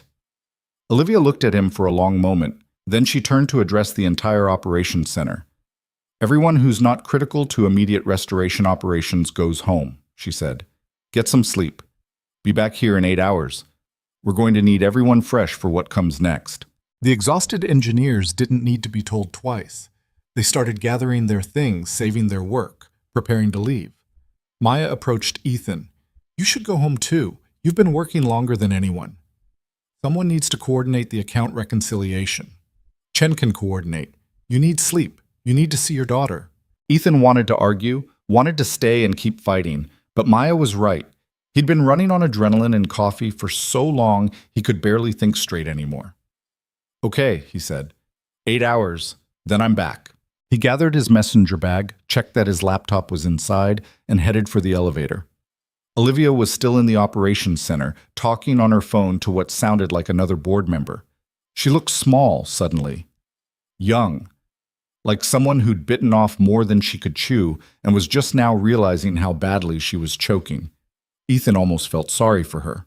Almost. The morning sun was brutal after spending all night under fluorescent lights. Ethan squinted against it as he walked to his car, every muscle in his body screaming for rest. The drive home passed in a blur. He barely remembered parking, barely remembered climbing the stairs to his apartment. Lisa opened the door before he could get his keys out. "You look like death," she said cheerfully. "Feel like it too. Chloe's in her room. She wanted to wait up for you, but I convinced her to rest.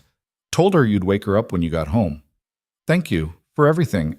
I don't know how to—" "Maya's my sister. You're helping save her job. That's payment enough." Lisa grabbed her purse from the couch. "There's coffee in the pot and leftover pancakes in the fridge. Get some actual food in you before you collapse." She left before Ethan could properly thank her. He stood in his apartment, surrounded by the debris of last night's emergency departure, and felt the exhaustion finally catch up to him. But first, Chloe. He knocked softly on her bedroom door. "Bug, you awake?" The door opened immediately. Chloe was still in her pajamas, her hair messy from sleep. Mr. Hoppy clutched under one arm. "Daddy!" She hugged him fiercely. "Did you fix the problem?" "Most of it. There's still more work to do, but the worst part is over." "Are you still fired?" "I don't know, Bug. It's complicated." She pulled back to look at him with those serious eyes. Adults always say that when they don't want to explain things. Ethan couldn't help but laugh. "You're right. Okay, here's the truth. I went back to help them with an emergency, but I don't know if that means I have my job back permanently or if I was just there for one night. We'll figure it out." "Do you want your job back?" Did he? A day ago, the answer would have been an automatic yes. But now, after everything that had happened, after being humiliated and then reluctantly welcomed back only when disaster struck, he wasn't sure. "I don't know that either," he admitted. Chloe considered this.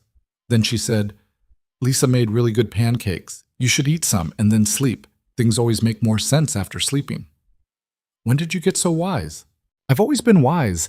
You just don't notice because you're tired all the time." She wasn't wrong. They ate leftover pancakes together in the kitchen while Chloe told him about her evening with Lisa. Apparently they'd watched 3 movies, made cookies, and Lisa had taught her a card game that Chloe insisted made no sense but was fun anyway.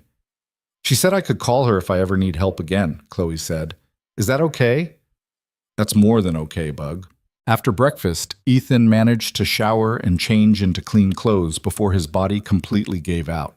He collapsed on his bed and was asleep in seconds, his last thought being that he needed to set an alarm for 8 hours from now. He woke to his phone ringing. The clock said he'd been asleep for 4 hours. The caller ID said Olivia Bennett. Ethan stared at the phone vibrating in his hand, Olivia Bennett's name glowing on the screen. Every instinct told him to let it go to voicemail. He'd given them everything last night, worked until his body nearly shut down, saved their network from complete collapse. 4 hours of sleep wasn't enough. Wasn't even close to enough. But he answered anyway. What? His voice came out rougher than he intended. We have a problem. Olivia sounded different than she had during the night. More controlled, but with an edge of something underneath. Fear, maybe. I need you to come back. I've been asleep for 4 hours. I know, I'm sorry, but this can't wait. Ethan sat up, rubbing his eyes. Through the bedroom door, he could hear Chloe playing in the living room, her voice bright as she talked to Mr. Hoppy about something. What happened? The board is here. They want a full briefing on the breach. They want to know how it happened, how bad the damage is, and who's responsible. She paused. And they want to talk to you specifically. Why me? Because you're the only one who understands the full scope of what happened. Chen and Maya can explain parts of it, but you were there from the beginning. You documented everything. Ethan wanted to say no. Wanted to tell her that the board could wait until he'd actually gotten some rest, until his brain wasn't operating at half capacity. But he could hear something in her voice that hadn't been there before. Not just fear, desperation. Give me an hour, he said. Thank you. She hung up before he could change his mind. Ethan sat on the edge of his bed for a long moment, gathering the energy to stand. His body felt like it had been run over by something large and unforgiving. Every joint ached. His eyes burned. The headache that had been building all night had settled into a dull throb behind his temples. He found Chloe in the living room, building an elaborate castle out of couch cushions and blankets. Daddy, look! It's a fortress. Mr. Hoppy is the king, and he's protected from dragons. That's great, Bug. Ethan crouched down to her level, even though the movement made his knees protest. Listen, I have to go back to work for a little while. Just a few hours this time. Her face fell. But you just got home. I know, I'm sorry, but they really need my help with something important. They always need your help. She wasn't whining exactly, but there was a heaviness in her voice that made Ethan's chest hurt. Why can't someone else help? Because there wasn't anyone else. Because he'd spent 6 years making himself indispensable, and now he was trapped by his own expertise, but he couldn't explain that to a 7-year-old. I'll be back as soon as I can, he said instead. Do you want to call Lisa and see if you can hang out with her again? I guess. He made the call. Lisa answered on the second ring and agreed immediately, asking if everything was okay. Ethan gave her the abbreviated version, left out the parts about corporate espionage and network breaches, just said there was a work emergency that needed his attention. Bring her over, Lisa said. My kids would love to have someone new to play with. And honestly, Chloe was so well behaved yesterday that having her here is basically like having a tiny, responsible adult around. My own children could learn things from her. 30 minutes later, Ethan was driving back toward the city. Chloe delivered safely to Lisa's house, where she'd immediately been absorbed into a group of kids playing some elaborate game involving a lot of running and shouting. She'd waved goodbye to him with a smile that didn't quite reach her eyes. The guilt sat in his stomach like a stone. Aurelius Pay headquarters looked different in daylight, less imposing somehow. Just a building full of people trying to keep a company running despite everything working against them. Ethan parked in the garage and took the elevator up to the executive floor, a level he'd only visited a handful of times in 6 years. The receptionist recognized him. Mr. Foster, they're waiting for you in the main conference room. They turned out to be 7 members of Aurelius Pay's board of directors, Olivia Bennett, and a man in an expensive suit who introduced himself as the company's chief legal counsel. They sat around a massive table in a room with floor-to-ceiling windows overlooking the city. Ethan had never felt more underdressed in his life. He was wearing jeans and a clean t-shirt because he'd run out of professional clothes after wearing the same outfit for 2 days straight. Everyone else looked like they'd stepped out of a business magazine. Mr. Foster, one of the board members said, a woman in her 60s with steel gray hair and eyes that could cut glass. Thank you for coming on short notice. I'm Margaret Chen, board chair. We have some questions about the security breach. I'll help if I can. Please sit. She gestured to an empty chair next to Olivia. Ethan sat. Noticed that Olivia wouldn't quite meet his eyes. Interesting. We've received preliminary reports from Ms. Bennett and the engineering team, Margaret continued, but we need to understand the full timeline. starting with when you first detected the intrusion. So Ethan told them. Started from 3 days ago when he'd noticed unusual traffic patterns in the overnight logs. Explained how he'd traced the anomalies back to a sophisticated malware infection that had been slowly spreading through the network. Described his attempts to contain it while documenting everything, working alone because he didn't want to trigger panic or alert whoever was behind the attack that they'd been detected. "Why didn't you inform senior management immediately?" one of the board members asked. "Because the malware was designed to activate if it detected security protocols being implemented. I needed to understand it completely before we took any action. If I'd gone to management and they'd started standard incident response procedures, we would have triggered a full payload deployment days ago." "So you took it upon yourself to handle a major security breach alone?" "Yes. That seems like poor judgment." Ethan looked at the board member who'd spoken, a man whose name he'd already forgotten. "Would you have preferred I trigger the catastrophic failure 3 days earlier, before I understood the attack vectors or had any chance of containing it?" The man's face reddened slightly. "I'm saying there are protocols for a reason. And I'm saying those protocols would have destroyed the company faster. I made a judgment call based on 6 years of experience with these systems." Margaret raised a hand, cutting off whatever response was coming. "Let's move forward. You were working on containment when Ms. Bennett arrived for her first day as CEO. Walk us through what happened next." This was the part Ethan had been dreading. He glanced at Olivia. She was staring at the table, her jaw tight. "I'd been working for 48 hours straight," Ethan said carefully. "I was exhausted. I made the mistake of falling asleep at my workstation. Ms. Bennett found me and terminated my employment without asking for an explanation."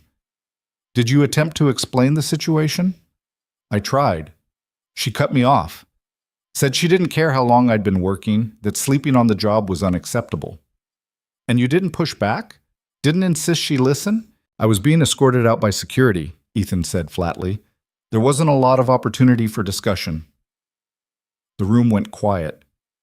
Every board member was now looking at Olivia, who had gone very still. "Ms. Bennett," Margaret said, her tone carefully neutral, "is Mr. Foster's account accurate?" "Yes." Olivia's voice was quiet but steady. "I made a decision based on limited information. I didn't ask the right questions. I assumed I understood the situation when I clearly didn't." "That's a considerable understatement." "I know." Another board member spoke up, a younger man with sharp eyes and an expression that suggested he was enjoying this. "So to be clear, our new CEO's first major decision was to fire the one person actively preventing a catastrophic breach, thereby allowing said breach to worsen until we had no choice but to shut down the entire network?" "That's correct," Olivia said. "And did you apologize to Mr. Foster for this error in judgment?" Olivia finally looked at Ethan. There was something raw in her expression, something that looked almost like pain. "Not adequately, no." The board members exchanged glances. Margaret made a note on the tablet in front of her. The legal counsel whispered something to the person next to him. "Let's continue," Margaret said. "Mr. Foster, after you were terminated, what happened?"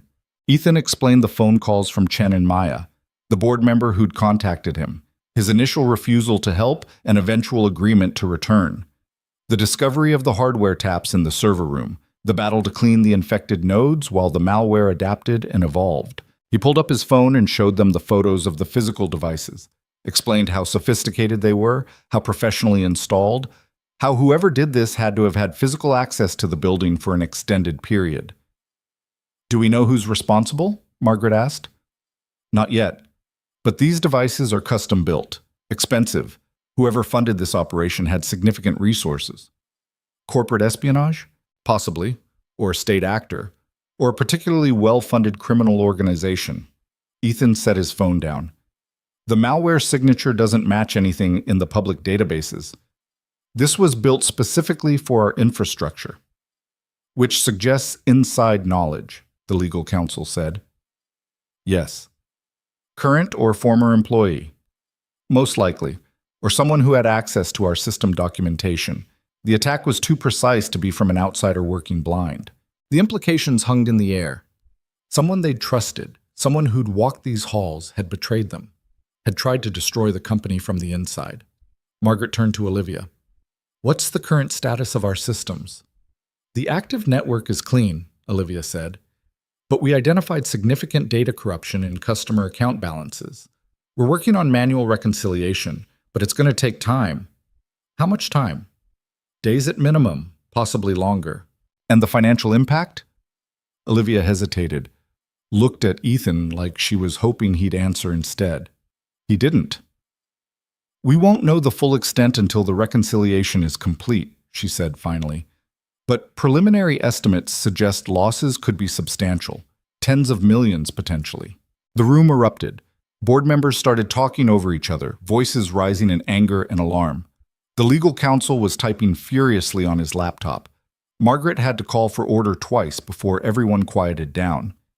"This is unacceptable," one of the board members said. "We've had a massive breach, significant financial losses, and a complete shutdown of operations, all within the first 24 hours of new leadership." "I understand your concerns," Olivia said. Her voice was steady, but Ethan could see her hands clenched together in her lap. "I take full responsibility for my part in exacerbating this crisis." "Taking responsibility doesn't fix the problem." "No, but I'm committed to doing everything possible to minimize the damage and prevent this from happening again." The young board member who'd been enjoying Olivia's discomfort leaned forward. "With all respect, Ms. Bennett, how can we trust your judgment going forward? Your first major decision nearly destroyed the company." "You can't," Olivia said simply. "Not based on one day. I can only prove myself through my actions moving forward." Margaret looked at Ethan. "Mr. Foster, you've worked with our infrastructure for 6 years. You clearly understand it better than anyone else in this building.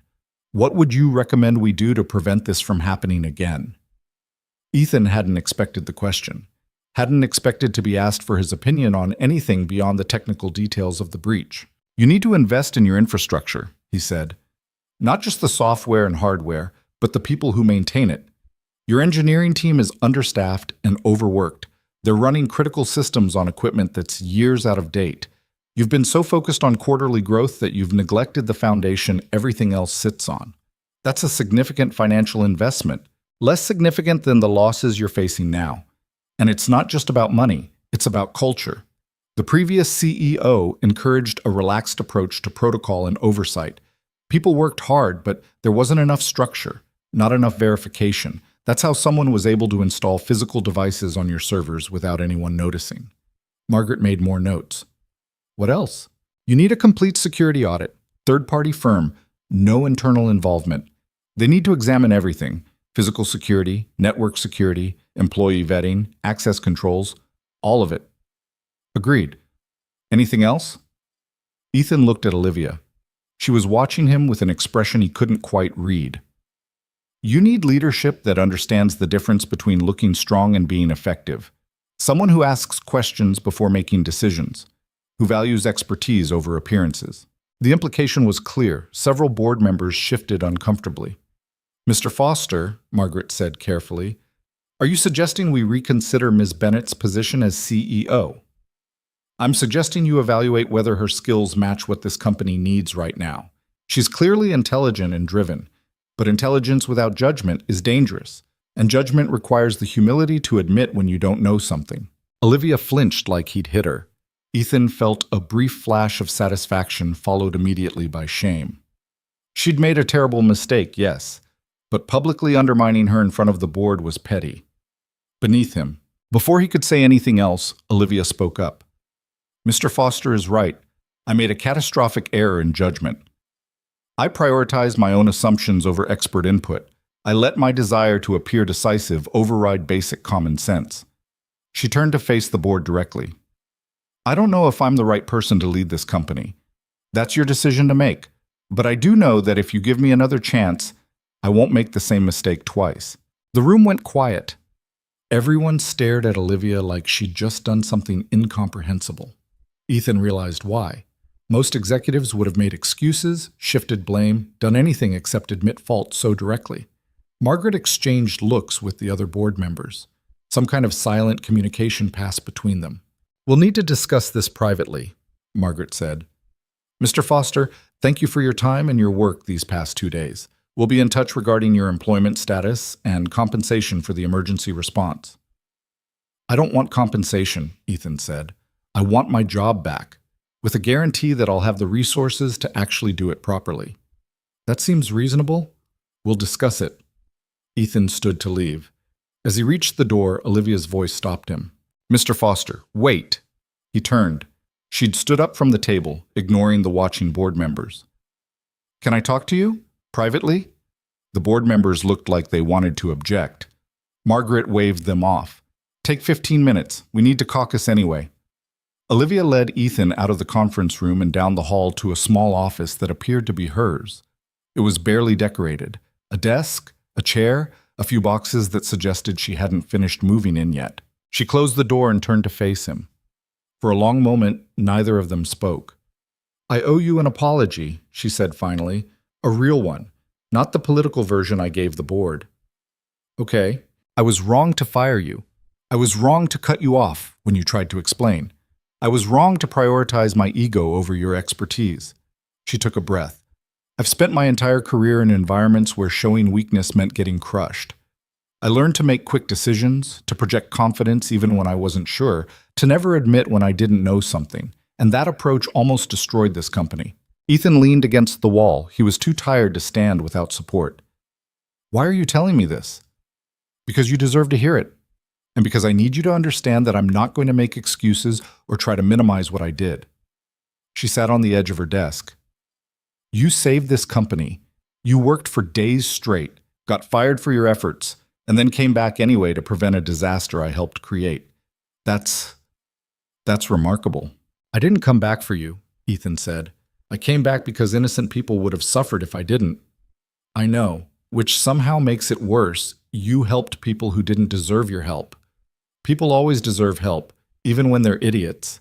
A ghost of a smile crossed Olivia's face. Fair. They stood in silence for a moment. Ethan studied her, this woman who'd gone from being his boss to his nightmare to something he couldn't quite define. She looked exhausted, looked like someone who'd had all her certainties stripped away and was trying to figure out how to function without them. What did you do before this? He asked. Before CEO. Venture capital. I was a partner at Morrison Tech Ventures, focused on fintech startups and scaling operations. So you know money and growth, but not systems. Not infrastructure. No, I know spreadsheets and pitch decks and investor relations. I know how to make companies look attractive to buyers, but I don't know how to actually run the technical side of a tech company. She looked down at her hands. The board chose me because they want to take Aurelius Pay public. They needed someone who could navigate that process. But maybe they chose wrong. Maybe they chose someone who needs different skills around them, Ethan said. You don't have to know everything. You just have to know who to ask. Like the engineer I fired on my first day. For example, Olivia laughed, but it sounded hollow. The board is going to fire me, aren't they? I don't know. Maybe. Ethan pushed off from the wall. Does it matter? What kind of question is that? I mean, do you actually want this job, or did you just want the title? She stared at him. That's insulting. It's honest. There's a difference between wanting to be CEO and wanting to do the work of being CEO. One is about status, the other is about service. I want to do the work, Olivia said quietly. I thought I knew how. Turns out I was wrong about that too. Ethan's phone buzzed. A text from Lisa. Chloe is fine, but asking when you'll be home. No rush, just wanted you to know. He showed Olivia the text. That's my daughter. She's 7. She's been staying with a friend while I deal with all this. You're a single parent? Yeah, her mother died 4 years ago. Cancer.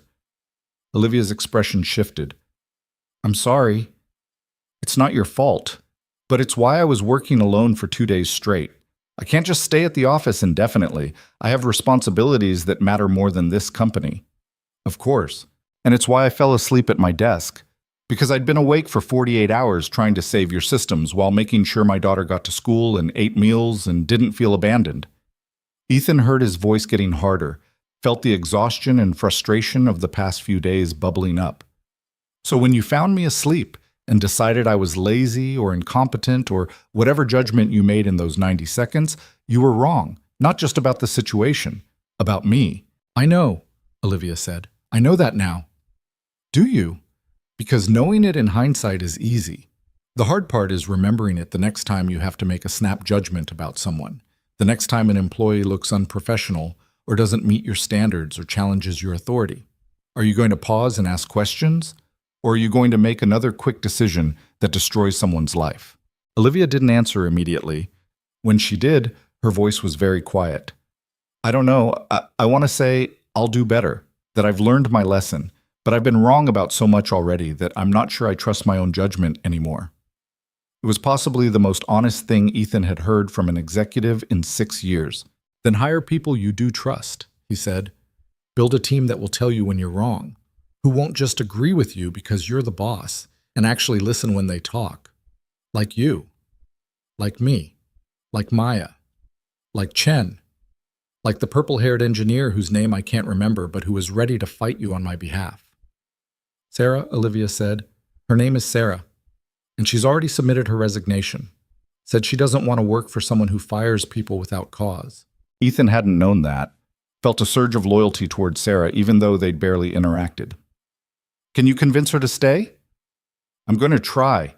I've been trying to figure out how to apologize to the entire engineering team for what I did to you, how to rebuild trust I destroyed in one morning. Start by admitting you were wrong, not just to the board, to the people who actually work here, the ones who saw what you did and are wondering if they're next. You make it sound simple. It's not simple, it's just necessary. Someone knocked on the door. Margaret's voice came through. We're ready to continue. Olivia took a deep breath. Okay, thank you for talking to me. Don't thank me yet. You might not like what happens next. They returned to the conference room together. The board members had rearranged themselves somehow, like pieces on a chessboard moving into new positions. Margaret gestured for them to sit. We've made some decisions, she said. First, regarding Mr. Foster. We're offering you reinstatement as senior systems engineer with a substantial salary increase and expanded authority over infrastructure security. You'll report directly to the CTO and have final approval on all major system changes. Additionally, we're authorizing immediate hiring of 3 additional engineers to support your department. Ethan blinked. That was more than he'd expected. Okay, thank you. Second, regarding the security breach, we're hiring an external firm to conduct a complete audit as you suggested. We're also implementing new physical security protocols and employee vetting procedures. Good. Margaret turned to Olivia. Third, regarding leadership, the board has decided to give Ms. Bennett a provisional period to prove herself. 6 months, during which time she'll work closely with a board-appointed advisor who has operational experience in tech companies. She'll need to demonstrate improved judgment and effective leadership. At the end of 6 months, we'll reevaluate her position. Olivia nodded slowly. I understand. Thank you for the opportunity. Don't thank us yet, Margaret said, echoing Ethan's earlier words. You're on probation. One more significant error in judgment and you're out. Clear? Crystal clear. Good. Mr. Foster, do you have any objections to this arrangement? Ethan thought about it. Thought about Olivia's admission of fault, her willingness to be honest about her limitations. Thought about the fact that she could have made excuses or shifted blame but hadn't. No objections, he said. But I have a condition. Which is? I need a schedule that allows me to actually be a parent. I can't work 80-hour weeks indefinitely. I need to be able to pick up my daughter from school sometimes, to be home for dinner, to be present in her life. Margaret smiled slightly. I think we can accommodate that, especially now that you'll have additional staff. The meeting wrapped up shortly after. Details about contracts and compensation and reporting structures. Ethan only half listened, too tired to process most of it. They'd send him paperwork. He'd sign it, or not. Right now, all he wanted was to pick up his daughter and go home. As people filed out of the conference room, Olivia caught his arm. Ethan. Can I call you Ethan? Sure. I meant what I said. About the apology. About trying to do better. I know. And I want you to know that if you see me making another mistake, if I'm about to do something stupid or short-sighted, I need you to tell me, even if it's uncomfortable. Especially if it's uncomfortable. Ethan studied her face, saw genuine intent there, but also uncertainty. She meant it now. Whether she'd still mean it 6 months from now, when the crisis had faded and old habits reasserted themselves, remained to be seen.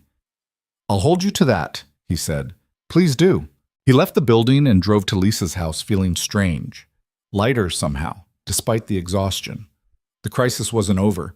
They still had weeks of cleanup ahead, still had to figure out who'd planted those devices and why. But the immediate disaster had been averted. Lisa's house was chaos when he arrived. Children running everywhere, laughter and shrieks, and the general noise of happy kids playing. Lisa met him at the door with a smile. "Your daughter is a saint," she said. "She's been helping my youngest with her homework for the past hour. I tried to tell her she's supposed to be playing, but she insisted." Ethan found Chloe sitting at the kitchen table with a little girl who couldn't have been more than 5, carefully explaining addition with the patience of someone much older. "See? 3 plus 2 is 5. You can count it on your fingers." The little girl counted on her fingers, her face brightening when she got the right answer. "Bug," Ethan said softly. Chloe looked up. "Daddy, are you done with work?" "For now. You ready to go home?" She nodded, already gathering her things. Said goodbye to Lisa's kids with hugs and promises to play again soon. Thanked Lisa with the kind of politeness that always made Ethan proud. In the car, Chloe was quiet for a while. Then she said, "Did you get your job back?" "Yeah, Bug, I did. Are you happy about it?" Was he? A day ago, losing his job had felt like a catastrophe. Now having it back felt complicated. The job itself hadn't changed. The systems were still old, still vulnerable. The work was still demanding. But something had shifted. Maybe him. Maybe his understanding of what he was willing to tolerate. "I think so," he said. "It's going to be different now. Better, I hope.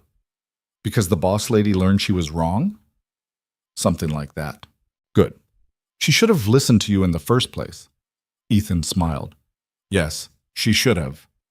They stopped for takeout on the way home because Ethan couldn't face cooking, and Chloe requested chicken nuggets with the kind of enthusiasm reserved for 7-year-olds and fast food. They ate on the couch while watching cartoons, Mr. Hoppy wedged between them. Halfway through dinner, Ethan's phone buzzed, a text from Maya. Sarah agreed to stay. Olivia personally apologized to the whole engineering team. It was awkward as hell, but she meant it. Things might actually get better. He texted back, "Maybe. We'll see." Another text, this time from Chen. "Welcome back, man. For real this time, and thank you for saving our asses." Ethan set his phone aside and focused on his daughter, on the simple normalcy of chicken nuggets and cartoons and not having to think about malware or network breaches or corporate politics.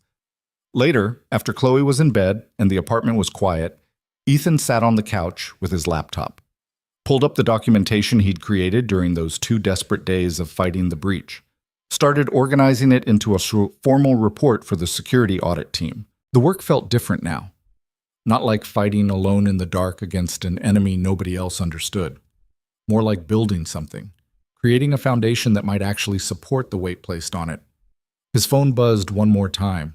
Another text from Olivia. "I know it's late, but I wanted to say thank you, not just for the technical work, for being honest with me when I needed it. I'm going to try to deserve the second chance I've been given." Ethan stared at the message for a long time. Finally typed back, "Don't try, just do it. Actions matter more than intentions." Her response came quickly. "Understood. See you Monday." Monday. 3 days away. 3 days to rest, to spend time with Chloe, to remember that he was more than just an engineer fighting fires at a company that kept almost burning down. He closed his laptop and went to check on his daughter. Found her asleep with Mr. Hoppy clutched against her chest, her face peaceful in the glow of her nightlight. Ethan stood in the doorway, watching her breathe, this small person who depended on him completely, and felt something in his chest ease. The job was important, the work mattered, but this quiet moment with his sleeping daughter, this was what he'd really been fighting for all along. Monday morning arrived too quickly. Ethan woke before his alarm, his body still remembering the crisis rhythm of the past week, even though his mind knew the immediate danger had passed. He made breakfast for Chloe, scrambled eggs that came out slightly too dry, toast that was almost burned, and tried to ignore the knot of anxiety building in his chest. Going back felt strange, like returning to a place that looked the same but had fundamentally changed. Are you nervous? Chloe asked, watching him over her orange juice. A little. Why? You saved them. They should be happy you're coming back. It's complicated, Bug. She gave him that look, the one that said she knew adults were hiding things but was too polite to push. Okay, but if anyone is mean to you, you should tell them they're wrong. I'll keep that in mind. He dropped her at school, watching her run toward the building with her backpack bouncing against her shoulders. She turned at the door to wave, and Ethan waved back, struck by how young she still was despite all the ways she'd learned to be grown up too soon. The drive to Aurelius Pay felt longer than usual. Ethan took the turns on autopilot while his mind ran through possible scenarios. Would the engineering team treat him differently now? Would there be resentment that he'd been reinstated with a raise and expanded authority while they'd been working just as hard? Would Olivia actually follow through on her promises, or would the old patterns reassert themselves once the crisis faded? The parking garage security guard waved him through with a smile. Good to see you back, Mr. Foster. Thanks. The lobby was busy with the usual Monday morning chaos. People rushing to meetings, clutching coffee cups, scrolling through phones. Nobody paid attention to Ethan as he crossed to the elevators. He could have been invisible. The operations center was different. The moment he stepped off the elevator, conversation stopped. Every head turned. Then Maya started clapping. It spread through the room like a wave.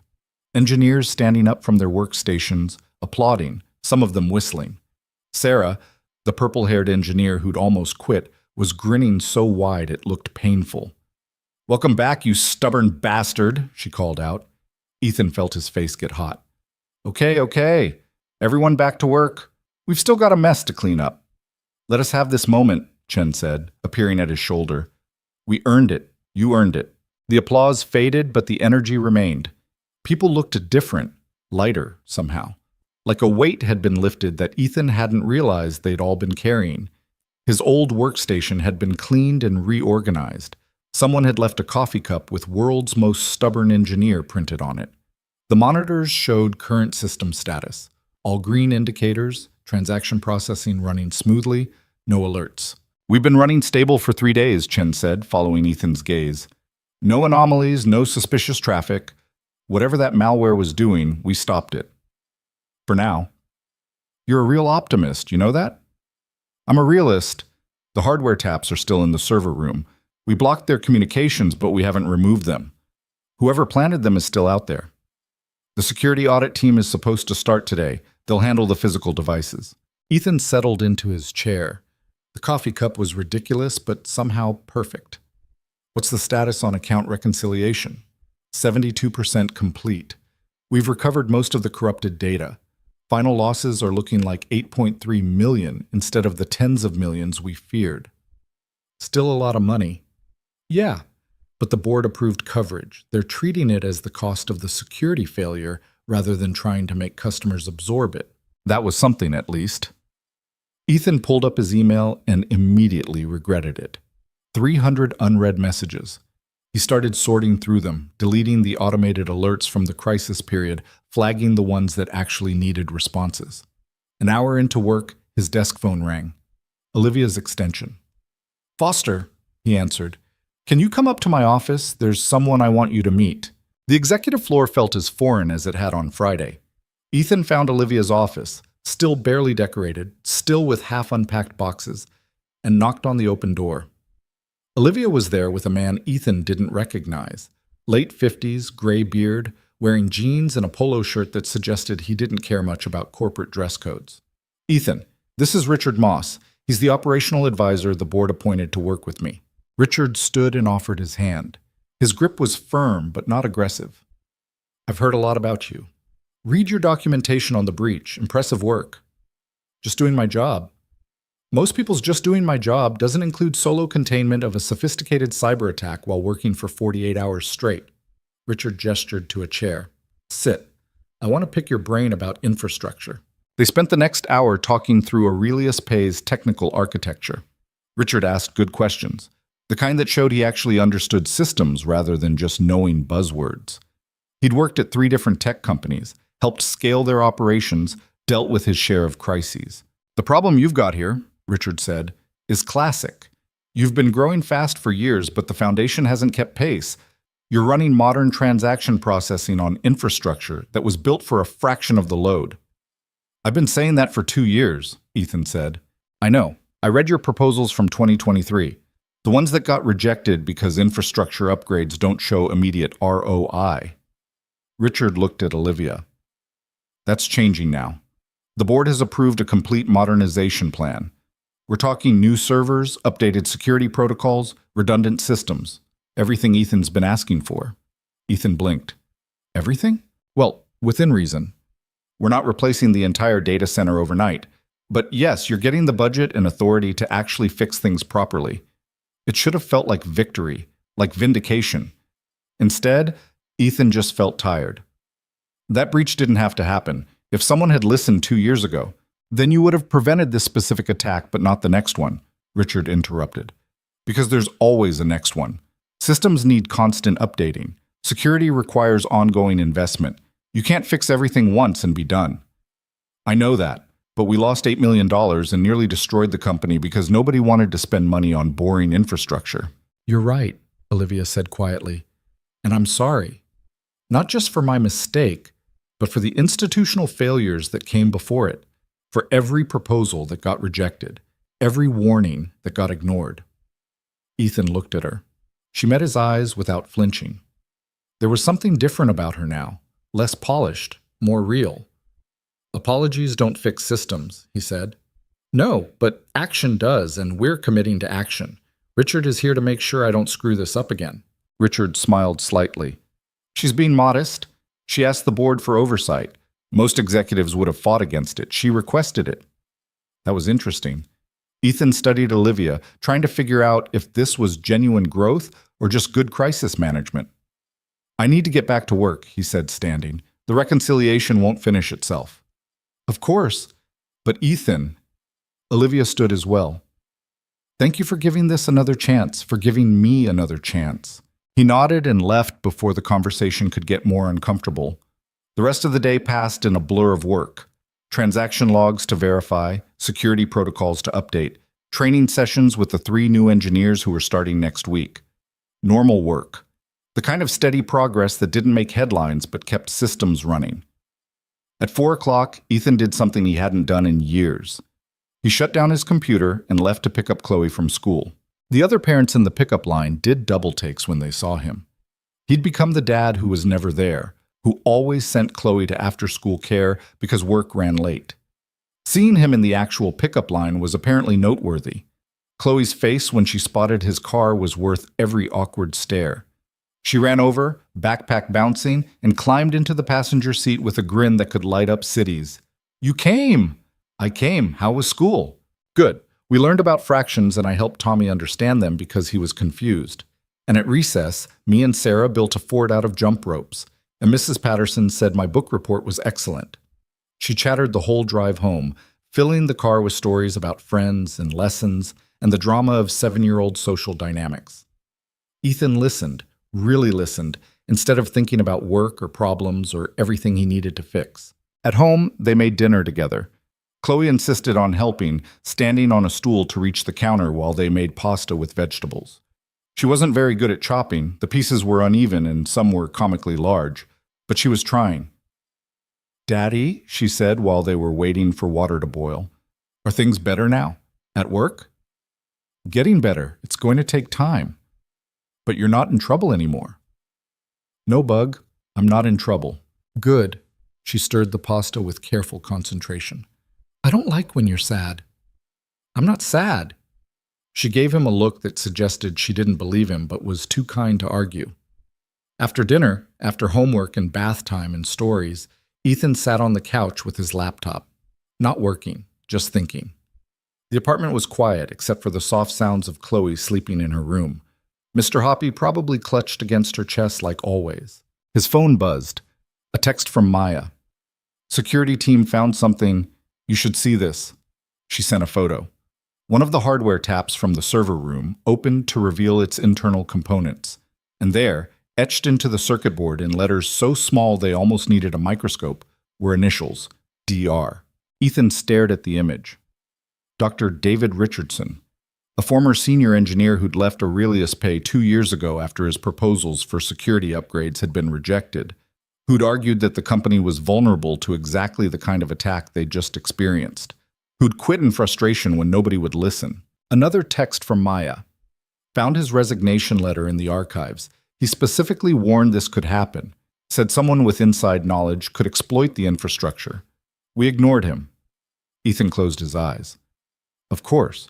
It made perfect sense. Richardson had understood the systems well enough to identify their weaknesses, had been angry enough when his warnings were dismissed to come back and prove his point. The malware wasn't just sophisticated, it was targeted, personal. Did you tell Olivia? He texted back. About to. Wanted you to know first. Security team is contacting law enforcement. So it would become a police matter now. Investigations and charges and probably a trial. Richardson would claim he was trying to expose vulnerabilities, that he never intended actual harm. The lawyers would argue about intent versus impact. It would all be very complicated and take months to resolve. But at least they knew. At least the mystery was solved. Ethan set his phone down and looked around his apartment, at the dishes drying in the rack, at Chloe's backpack hanging by the door, at the half-finished puzzle on the coffee table that they'd been working on together for weeks. This was what mattered. Not corporate drama, not billion-dollar companies, not even sophisticated cyber attacks and the people who launched them. Just this quiet space where a tired father tried his best to raise a good kid. His phone rang. Olivia. You heard? She said without preamble. Yeah, Maya sent me the photo. I can't believe it was Richardson. He was brilliant. Everyone said he was one of the best engineers we'd ever had. He was also right about the vulnerabilities, about the risks. We didn't listen. I know. Olivia sounded exhausted. The board wants a statement. They want to announce that we've identified the perpetrator, that law enforcement is involved. They think it'll reassure clients. Will it? I don't know. Maybe. Or maybe it'll just remind everyone how badly we failed. Both can be true.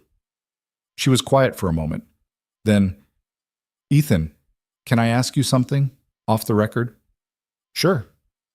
Do you think I can actually do this, lead this company, or am I just delaying the inevitable? It was the most vulnerable question he'd heard from an executive, the kind of thing people usually hid behind confidence and bravado.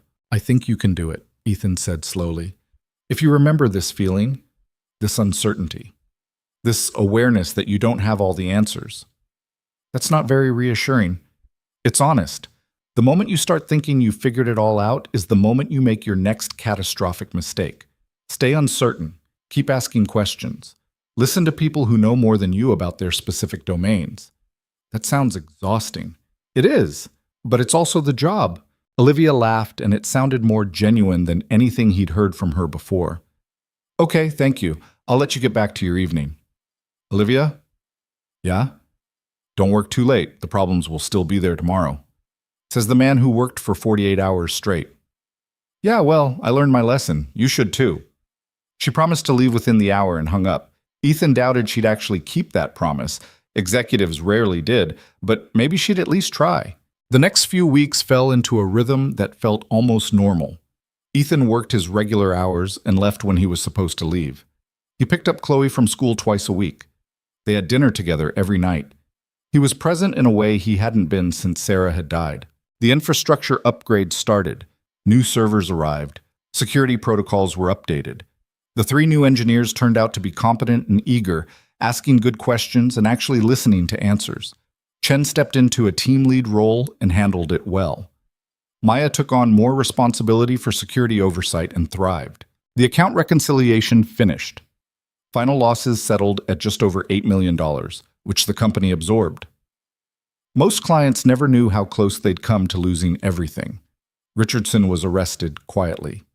The legal proceedings started. The details would take months to unfold, but the immediate threat was neutralized. Olivia changed too. Slowly. Not in dramatic ways, but in small adjustments that added up. She started attending the weekly engineering team meetings, not to run them, just to listen, to understand what people were working on, what challenges they faced. She asked questions now, real questions, not the kind meant to show she already knew the answer. And when she made mistakes, which she did, because everyone did, She admitted them. About 6 weeks after Ethan's return, he was working late on a particularly stubborn routing issue when Olivia appeared at his desk. "You're still here," she said. "Routing problem. It's been bothering me all day." "Can it wait until tomorrow?" "Probably, but I'm close to figuring it out." She pulled up a chair. "Can I watch? I'm trying to understand how this stuff actually works instead of just reading reports about it."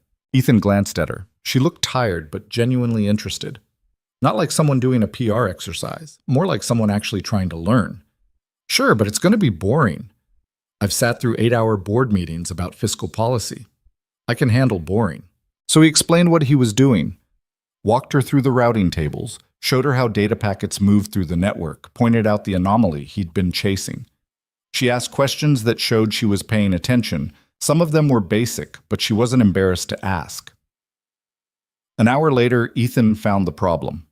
A misconfigured router that had been installed during the infrastructure upgrade. Simple fix once he identified it. "That's it?" Olivia asked. "You spent all day on that?" "Finding it took all day. Fixing it took 30 seconds. That seems backwards." "Welcome to systems engineering." She stood, stretching. "I should let you go home. Your daughter's probably wondering where you are." "She's at a friend's house. Sleepover. I'm actually alone tonight, which almost never happens." "Then you should do something fun. Not sit here fixing routers. This is fun. For me. I like solving problems." Olivia smiled. "I noticed. Look, I know I keep saying this, but I really am grateful you came back.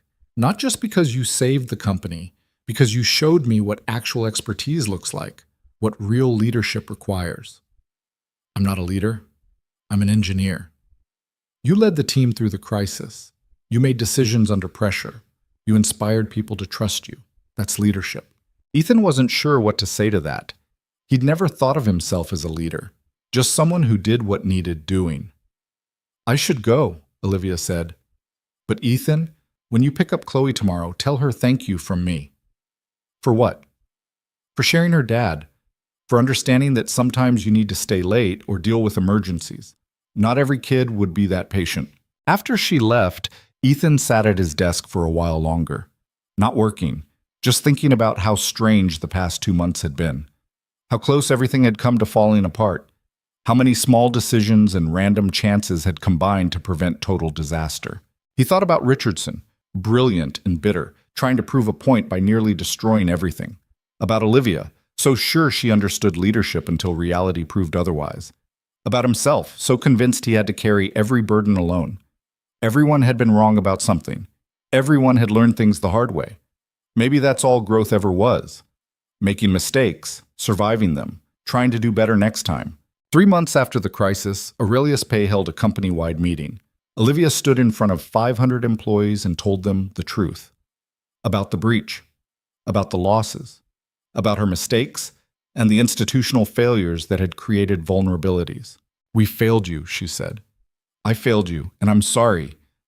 But we're fixing it. Not with words, but with actions. New infrastructure, better security, fair compensation, and most importantly, a commitment to listen when people raise concerns instead of dismissing them because they're inconvenient." She talked about Richardson, about how his warnings had been ignored, how his anger and frustration had grown into something dangerous. "We created the conditions that made this attack possible," Olivia said. "Not just through technical failures, but through cultural ones. Through refusing to invest in the unglamorous work of maintaining systems, through valuing growth over stability, through assuming we knew better than the experts we hired." It was brutal. Honest in a way corporate communications rarely were. Some people looked uncomfortable. Others nodded like they'd been waiting years to hear someone admit these things. "Moving forward, things are going to be different," Olivia continued. "We're implementing open feedback channels. We're investing in infrastructure. We're creating career paths for technical specialists so people don't have to become managers to advance. And we're holding leadership, starting with me, accountable for listening to expertise instead of dismissing it." Ethan watched from the back of the room. Maya stood next to him, arms crossed, expression skeptical. "Think she means it," Maya whispered. "I think she's trying to mean it. Whether she can maintain it long term..." Ethan shrugged. "We'll see." After the meeting, employees lingered in clusters, talking, processing. Some looked energized, others seemed cautious, like they'd been promised change before and learned not to trust it.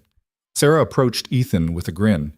Your new CEO is either the most authentic person I've ever met or the best actress in tech. Probably both, Ethan said. Most good leaders are. So you trust her now? I trust that she learned something from almost destroying the company. Whether that lesson sticks is a different question.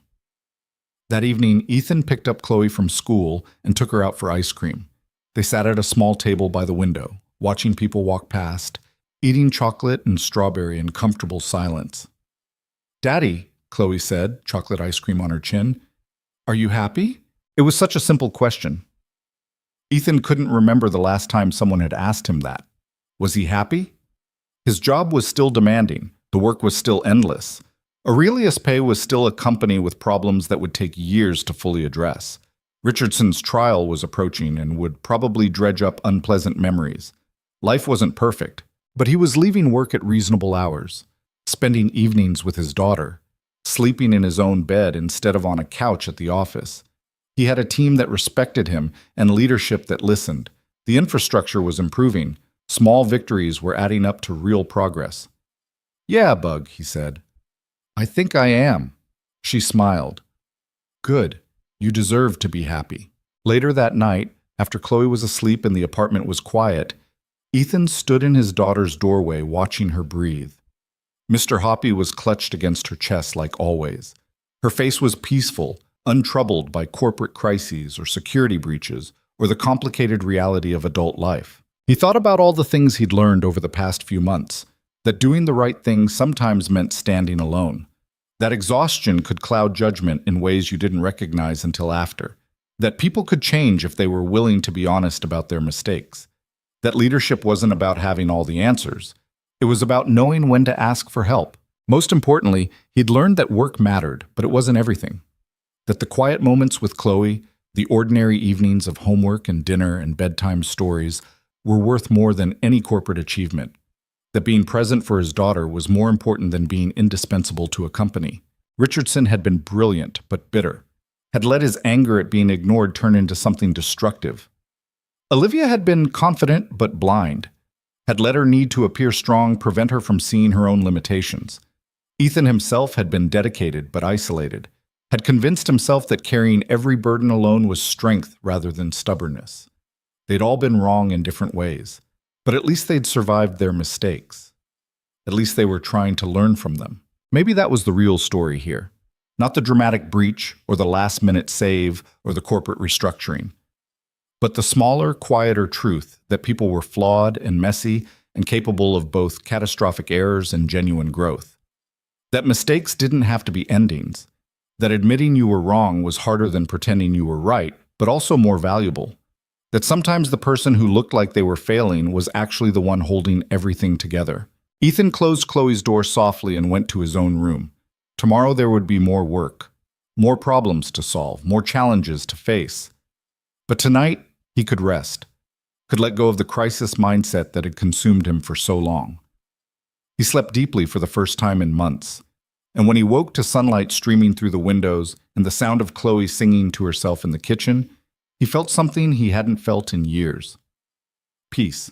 Not the peace of having everything figured out or all problems solved, but the peace of knowing he'd done his best, that he'd stood up for what was right, even when it cost him, that he'd helped people who didn't deserve his help because that's what decent humans did, that he'd been honest when honesty was hard and present when presence mattered. The company would survive. The systems would improve. Life would continue with all its complications and challenges. And Ethan Foster, single father and stubborn engineer, would face whatever came next with his daughter by his side and the knowledge that he was exactly where he needed to be.